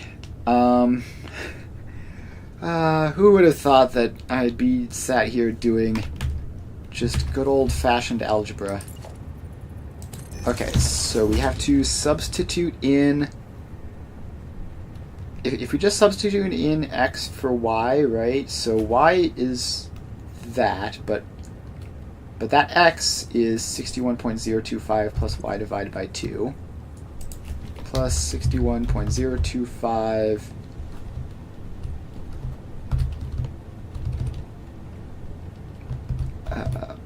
plus Y divided by 2, right? So that is now an expression entirely in terms of Y. And now we just need to... Why is this the situation that I find myself in? I know there's a better way of doing this. I've solved the plastic and rubber thing in the past and not had to do algebra. But here we are. Okay, so we need to get that Y out of the middle of all that. So let's say 2Y equals 42.765 plus 61.025 plus Y divided by 2, right? It's not 27, that's 2Y. Okay, so then why does this feel like this isn't working conveniently for me? So we need to then, if we multiply everything by 2, wait, does that work? No, I think then 2Y plus 2Y minus 42.765 equals 61.025 plus Y divided by 2. Okay. If we multiply both sides by 2, then we can distributive property that, so we get 4Y minus 42.765 times 2. I think that works. Equals 61.025 plus Y. So that's just distributive property. That's all fine. And then we push things over to their own side, so we subtract Y from both sides, we get 3Y. Then we add the whole 42 thing from both sides to get 61.025 plus 42.765 times 2. And from that point, we can just plug that all into a calculator, right? So let's see here. I'm not going to be able to see that on that sign. So let's get a new sign, paste all that across, and then delete all of those sort of working out. So then we get 61.025 plus 42.765 times 2 equals 146.555.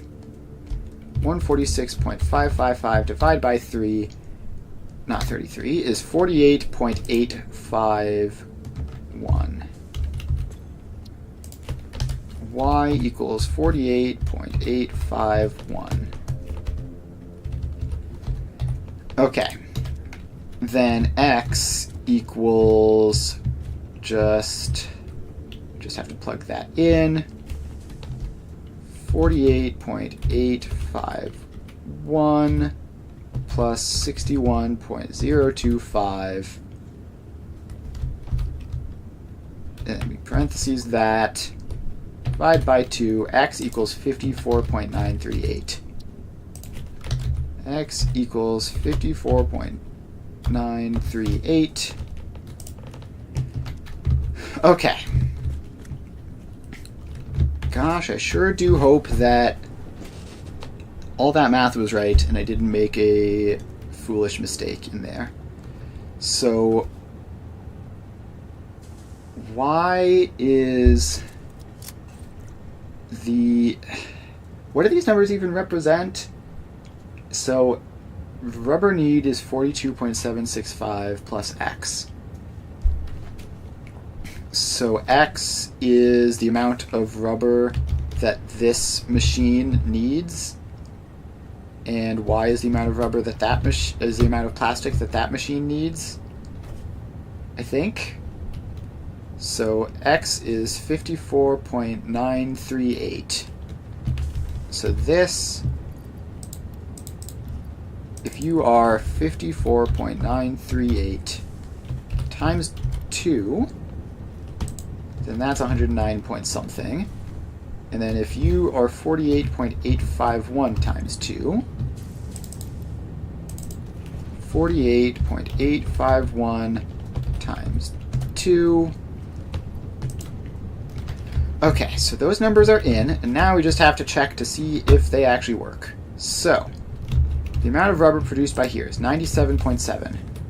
54.94 plus 42. 54.94 plus 42.765 is 97.7. And this is 97.7. So then this one is 109.8. 48.885 plus 61.025. 0.025 plus 48.885 is 109.9, which this produces. All right, we've done it. I think we've figured it out. I think the old algebra trick has managed to succeed. So that's cool. And now we just need to get these set up properly. So this needs to be a Mark II belt. And that just all goes forwards. Actually, this can be a Mark I belt, probably. That'll be fine. Okay, so we have that. So these belts are all right. Now I have to fly around to here. And this is 109 point something. And then each of these get their numbers. This needs to be a Mark II belt to get to 61. Okay, then this is 85 point something, so we need to upgrade this plastic. And we're also going to have to redo the balancing on the plastic and rubber. So that'll be fun. And then this is 122 point something. So you need to be extra speedy. Okay, then we get that in. And that goes all the way out to there. And now is balancing time. So, on the plastic side, we have 85.53 plastic output. So, first we've got this one, which is 14.4, which is not a fun number to get to. Hopefully the other numbers are better.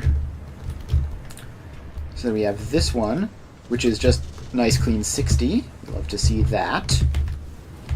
So we can get the 60 easily. And then we have this one over here, which is also an incredibly cursed number. Okay. Wait, hang on. Is this... These numbers don't seem to check out, do they? This is 19.043 times 3 is 57.129 plastic up to there. Yes. And then we have this machine here. Oh no, this is only 14 plastic. Okay, I just forgot. Plus 14 is 71.129, plus 14.4 is 85.529, which is the number that we got. Okay. I don't know why. I must have looked at the quick wire. Yeah, I looked at the quick wire for that. So we have 14. We have some cursed number up here. And we have 14.4 over here. Which makes 14.4 look awful appealing. So, we need to get 14 and 14.4 splits. Because that number there is a nightmare, and I don't want to deal with it. Because it's 57.129. I have no idea where to even start with that. Okay, so, first off, 14. 14 times 5 is 70. That's plausible, right? 60 plus 10 is not bad at all. Then divide that by 5 to get to 70. Just gonna real quick scan if there are any better results. 8, 9, 120, I guess. So 14 times 10 would be 140, which would be 120 plus 20, which would be easier than 60 plus 10. Yeah, so let's actually do that. 14 times 10 is incredibly sensible. And then none of these are magically perfect. I mean, times 15, but 1 to 15 splitter is kind of annoying. So yeah, we're gonna do 200. We're gonna do 140 divided by 40 there. So that's fine. Then 14.4, despite being right next to it, is quite different. Now, this one, I think multiplying it by 10 is also going to be the trick. 144. 144 minus 120 is 24. And 24 is... I mean, it's 8 times 3. 24 times... How do you get to 24 from like 60 though? 60 divided by 24 is 2.5. Okay, so that's going to be the trick, basically. So we're going to start with the just 14. So we take this splitter, and this all has to go. All of this gets cleared out. And once it's all gone, then we can work from there. Okay, so this is mostly gone now. And I hope we don't need more space. We can obviously just go underground if we need to. But it would be nice to not have to do that. Okay, so all that stuff goes away. And we've got a nice clean-ish space. So we are going to start with 120 plus 20, which means we start with a merger to get the 20 from. So this is a smart splitter just past the merger, which splits into another splitter.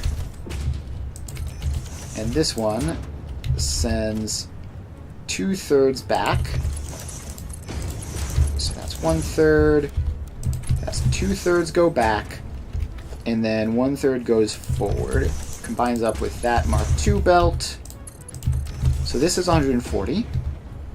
Now we divide it by... Okay, before we forget, let's just get these settings in, because I always forget and then leave them for later. So that's all set up. So now we need a 1 to 10 splitter, which... Okay, I guess I could just use a 10 to 1 slower. I have this blueprint in here. And you pop that down. So, this doesn't really fit properly, but if we shift it over a little bit, if we build it just a little bit further to the left, just like as far in that direction as it'll go, basically. So we build it like that, and then this feeds into there. Then this side goes back through this area, and then into that merger, probably, unless I've done something horribly wrong. And that should be getting priority. Why is it so slow? Why are you... Oh, because this is a Mark VI belt, and this is not a Mark VI belt. Right, so that should not be an issue. So then we take this output, which should be our 14 point whatever, and we just pop it into there. And now, assuming that I haven't messed any of this stuff up, we should be all good to go. Let's clear that belt out a little bit just so that it looks better. And that should be all, right? We have our 1 to 10 output there. And if we did everything right, then we should be good to go. So that we barely managed to squeeze in.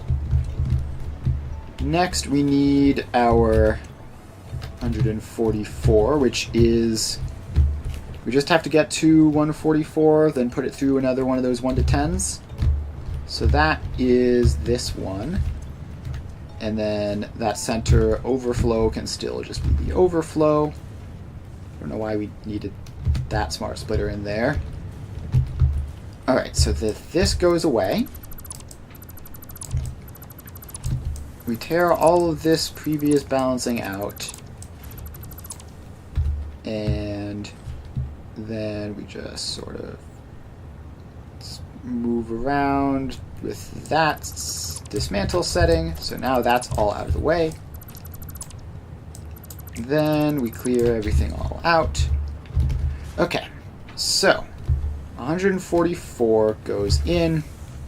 So we're going to need a priority merger for you. And let's put you in like somewhere like that, probably.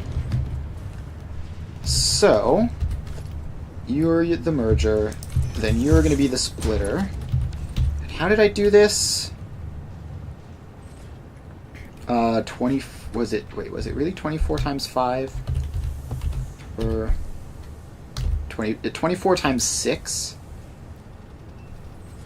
So I need to get, that's, I don't want to get 6 belts of 24, that sounds miserable, because it's not trivial to get anyways. So instead we're going to have to come up with a different scheme. So 144. Oh wait, no, I didn't need to do that. It was 120 plus 24. Right, so that's easy enough. So we get that through, and then we need to get our 24, which is 60 divided by 5. So let's take out some of those random conveyor pulls. we need a 1 to 5 balancer, which we are going to pretty badly misuse, but that's fine. So we put 60 into it. And then we need to take all but one of those, or wait, no, all but 2 of them? Yes, we take those 2. Okay, that actually works out pretty well. So we just dismantle this side and feed these 3 inputs back into here, probably. Right, so that is now these 2 inputs then merge up to be 24. So we take all that stuff out and pop that in. So this is 24, and then this can be 120. So now we just get a merger up to combine those 2. So those 2 get combined, and then we need our 1 to 10 slower, which goes in. Oh, this might actually line up like super well. So that goes into there. The slowed output goes into there. The input comes from there. And then this, where was it? I'm so glad I decided to put a sign on it. So this needs to get around to somewhere where it all merges up and goes back. So first of all, we need to set that. And then second of all, we need this to loop all the way around here and then merge into this line. So everything past this point is just merging up and returning, right? So if we just pop a merger in there, then that all goes, and that goes into there. Okay, so now we also have to have this be right any. So those 2 outputs, 60 and 120, both get used. And so then this is 144, which we subtract down to 14.4. Okay, so that's all going, and it's looping about. Looks probably correct. Let's see, this should be hovering around the 2 to 3 mark, and it is. Very nice. So that is that done, and I believe with that our plastic is all sorted out. So that one is running as well. Now this row up here is low on quick wire for some reason. We're going to have to investigate that in a bit. For now, let's just do the rubber. So the rubber is next, and it goes out here. And it should be simpler, right? In fact, we might have already done it. So this belt is one of the rubber sources. It goes to here. That's 28. So that's going to be the overflow from here. And then this needs to be 120, which it is. And that is all just going forwards over to here, where we have plenty of rubber, so that's backlogged even. Okay. So the rubber and plastic is done. So we can clear all that nonsense out. Now, we just need to do the bug fixing. So we saw that there was a quick wire shortage up here, right? Yes. So the quick wire goes in here, and it's a pretty serious shortage. So the quick wire comes out of these guys, and these are not producing at full speed because they're not getting enough copper. And that is benefiting this guy who gets the any belt. but starving that one, which gets the excess. Alright, so there's not enough copper. So let's run back over to here and figure out why there's not enough copper. And then hopefully we'll start seeing things turn on the whole way through. So these two machines, you're 63%, you're 61%, both because of output blocks. So you're 48, you're 48. Did I forget to make this? I did. I did forget to make this whole thing a Mark II belt. So that goes forwards to here. And up you go.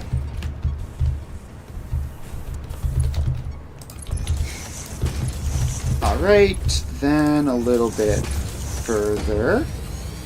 Just have to get this belt Mark II'd all the way forwards. It's a bit of a long belt, so this will also just take a while to get sorted out, but it'll get there eventually. Alright, so this looks like it's already a full Mark II belt at this point, which hopefully will mean the quick wire supply is now just about functional. So that hopefully will be the last cycle where it's a shortage. Now we already have enough to run another cycle, and we're going. So yeah, there's going to be a bit of excess copper in the short term because of those internal buffers from those machines. Alright, so that quick wire then is going out. And this belt needs to be Mark III in order to keep up as well. That was another problem which we need to fix. So then that's Mark III and that's Mark III, so we shouldn't ever have any problems with that. So now we just follow this belt forwards, and this row of machines should be working soon. Pretty much just like one more cycle. So I think like the cycle after this one, at worst, these will be functional. So this should be the last time they need to catch up like this. They should be getting a constant stream of full rate quick wire now, which should get the circuit boards going. And there they are. So they've started up. And now we just get to wait and see how long it takes for them to just immediately do the next cycle. So if this gets up to 60, then we'll be all good. And if it doesn't, then we're going to continue to have shortages. But it looks like it's on pace. It should be exact, right? If it's working properly, it should get up like with almost no margin for error, and it does. So there we go. And then in another 30 seconds, it'll do another 60, and then at that point, it should be all cleared and running. So it got to 45 before that got to 50%. So that's a sign that it's working. Also, my inventory is full of junk. Let's clear out some of these extraneous belt materials, which I need to get rid of every so often. So yeah, it gets up to 60, 63-ish, and then it does the cycle. Alright, so now that that's happening, we have our correct stream of circuit boards going out. And so that will then make its way all the way up here, and these belts are slow. These belts are really, really slow. They feel like they're slower. It feels like Mark I belts were faster in the past. They definitely aren't, but it feels like they should have been at some point. So that belt needs to get all the way down to here before this starts working, and then we have another 30-second cycle on the radio control units. So, are there any other flaws? I see yellow lights over here. What is your problem? Not enough concrete. Okay, so you are getting 50% the concrete you need, which is a pretty telltale sign that there's a Mark I belt in here somewhere. So it's not here. Okay, yeah, here it is. This belt is still Mark 1. And it looks like it was just that one segment, probably. Let's see, actually. If we get on here, no. We're moving forwards relative to the stuff on the belt. So that lift, that half of the lift also needs to be upgraded. Okay, so that is the encased industrial beams. They should now be live. And they're on a 6-second cycle, so that'll be a lot quicker. And there we go. Just about. We're like one short. This next cycle will be very good to go. In fact, we have like plenty of excess now. So yeah, there we go. That is that problem solved. There's probably going to be other problems like it, so let's just keep looking around, just squinting off into the distance to see any yellow lights we can spot. It shouldn't be in the copper section. That should all be fine. Oh, wait, no. I definitely see yellow lights over here. So why are you guys... You guys aren't getting outputs properly. Did you not get your belts upgraded? No, the belts are fine. The belts are fine, and it's just...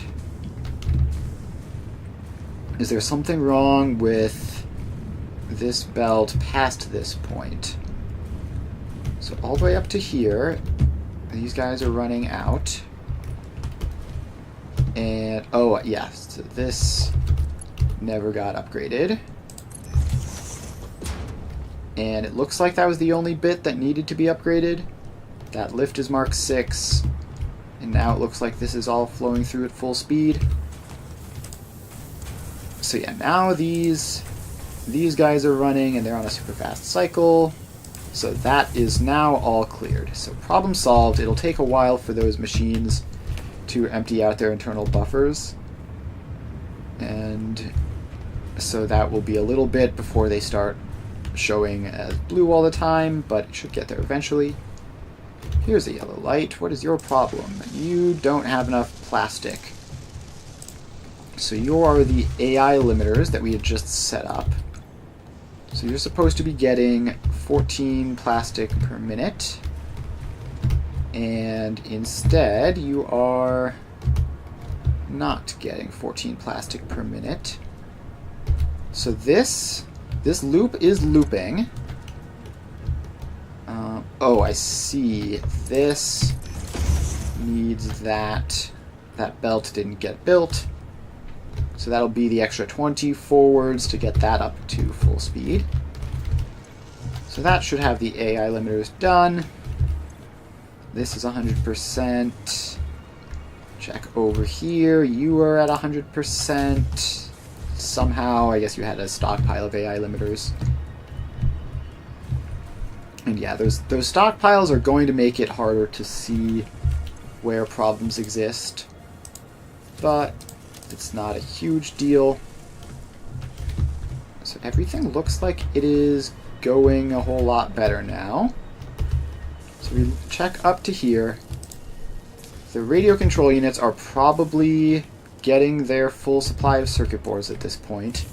And it should be 40 per minute. Yeah, that looks like 40 per minute. I could see an argument for it being 30, but it's pretty clear that the lines of circuit boards are bigger than the gaps, so that should be that. And regardless, it's proved by the fact that that just ran perfectly. So then the radio control units go up, and this is a very, very long Mark 1 belt, so that is gonna take a while to get fully set up. And yeah, so these guys are a measly 30-some%, which is not good. But the radio control units should be running properly now, so that shouldn't be a problem. And these guys have their nitrogen gas, they have their aluminum casings. They seem like they have their heavy modular frames, although that could be a bit close. Who knows? Alright, it seems like everything is good, though. So we're just basically waiting on belt speeds at this point. So like this one super long Mark 6 belt off of the radio control units, and then, if I'm not mistaken, this other insanely long Mark 1 belt off of the pressure conversion cubes. And then we will have all of the nuclear pasta production that we need. Okay, so I had that note for the water. I guess we need to drop down to the bottom floor and check on the water. Okay. What's going on here? You are still somehow short on concrete. How did that happen? This belt is definitely full, right? And okay, no, there's gaps on it. There's gaps on this belt, which should be completely filled. What is going on with the concrete supply?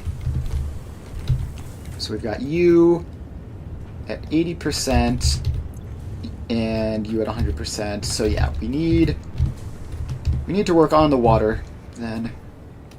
So let's see. This water pipe, does this water pipe just individually feed literally everything? Yes, it does.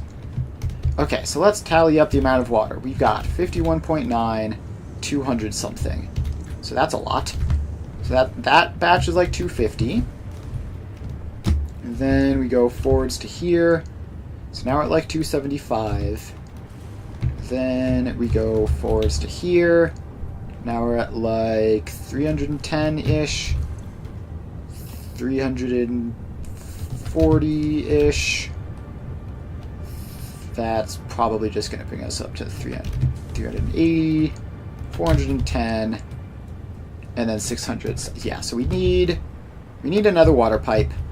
Just the one. We're like barely over the mark. So we just need like a half a pipe of water basically, just to top off that last machine, which looked like it was running at like 80%. Now, unfortunately, we are in the desert, so the water is all kind of all the way over here. So, we run all the way over here, and were these water pipes all being fully utilized? I can't imagine that, right? So, let's see here. I have to imagine there's probably some spare water in this. So we're gonna just connect this pipe back, because that'll just save us a bunch of time running an entirely fresh line for like the 10 extra water per minute that we need for this. And if this isn't enough, then that'll be unfortunate and we'll have to add more, but I think we should be fine. I think I did the math. I think when I did the math on the water for this, we were pretty generous with our estimates, just to give us some room to work with. So I think we have a good couple hundred spare water in that pipe. So we just need to bring this guy all the way over here, and then down to there, and then up over the Caterium belt, and then you can just pop in really anywhere over here. You can just go in. Might as well bring you all the way down to the end of the line just for convenience, and you pop in right there. Okay. And then let's get... Do we need a valve on this pipe? Probably not, right? It should be fine. We might want a valve on the other side of it. Let's head down to here and see what happens. So we've got water flowing through this pipe now, and that might cause some problems with this copper in the short term, but we'll have to see what it does in the long term. So this is flowing at a rate of 460 something out of there. And let's get let's get a valve on this, maybe. All these guys have valves on them. So I don't know if that's important or not, but we're going to put one in just in case. Okay, so now that that valve is in, we follow this pipe all the way down to here. And we should see plenty of excess water flowing into that concrete machine. So this drops down a little bit and then back up. And then all the way up and then in. Okay, so yeah, this machine now has all the water it needs. And it's probably helping a little bit over there as well, which I don't think I want actually. Let's put a valve there. So I don't want this pipe flowing through and using water that those guys need. I want this to just, you know, help down here at the end and save its water for the copper powder supply. So we just make that so that this is not going to be going back that way, if at all possible. Okay, so now this, it's still not 100% sure that it's stable. It's not just up at 50 and sitting there, it's at like in the 30s. But it looks like it's going up, like it just hit the 40s. It looks like it is rising towards 50, and now it's sitting at 50 a little bit, and now it's stopped, and now it's sitting at 50. Yeah, this is the problem with water, is it just never travels in a stable way. So it looks like it's saturating. It looks like it's saturating and we're all good. Because it's just spending more and more time each cycle sitting at 50, so yeah, that should be okay. And I think that's that. So again, we're going to have to stop by in a bit of time. Just give this some time to breathe and just do whatever it's doing before we can loop back around to see what's happening. But the radio control unit's showing 99%. That's pretty neat. And that is that. So I think we're going to wrap up here for the day. Thanks, Evan, for hanging out. And let's see. So next time around on Thursday, we're going to start off by just stopping back in here to check to see everything's working properly. And then we're going to be figuring out what the next step is to work on singularity cells. It's been a while since I looked at that recipe, and we're going to have to figure that out. So that will be what we're doing then. Otherwise, we'll be back tomorrow in Factorio, where we are doing real big expansions to Fulgora. We are turning it into sort of like one of our major hubs in the entire game. So that should be interesting. If you're interested in that, make sure to stop by then. I stream every weekday from 2 to 5 Eastern Time. So if you're interested in any of that, just give me a follow so that you know when I'm live. And yeah, that's about it. Thanks, Em, for hanging out. And I will see you guys next time.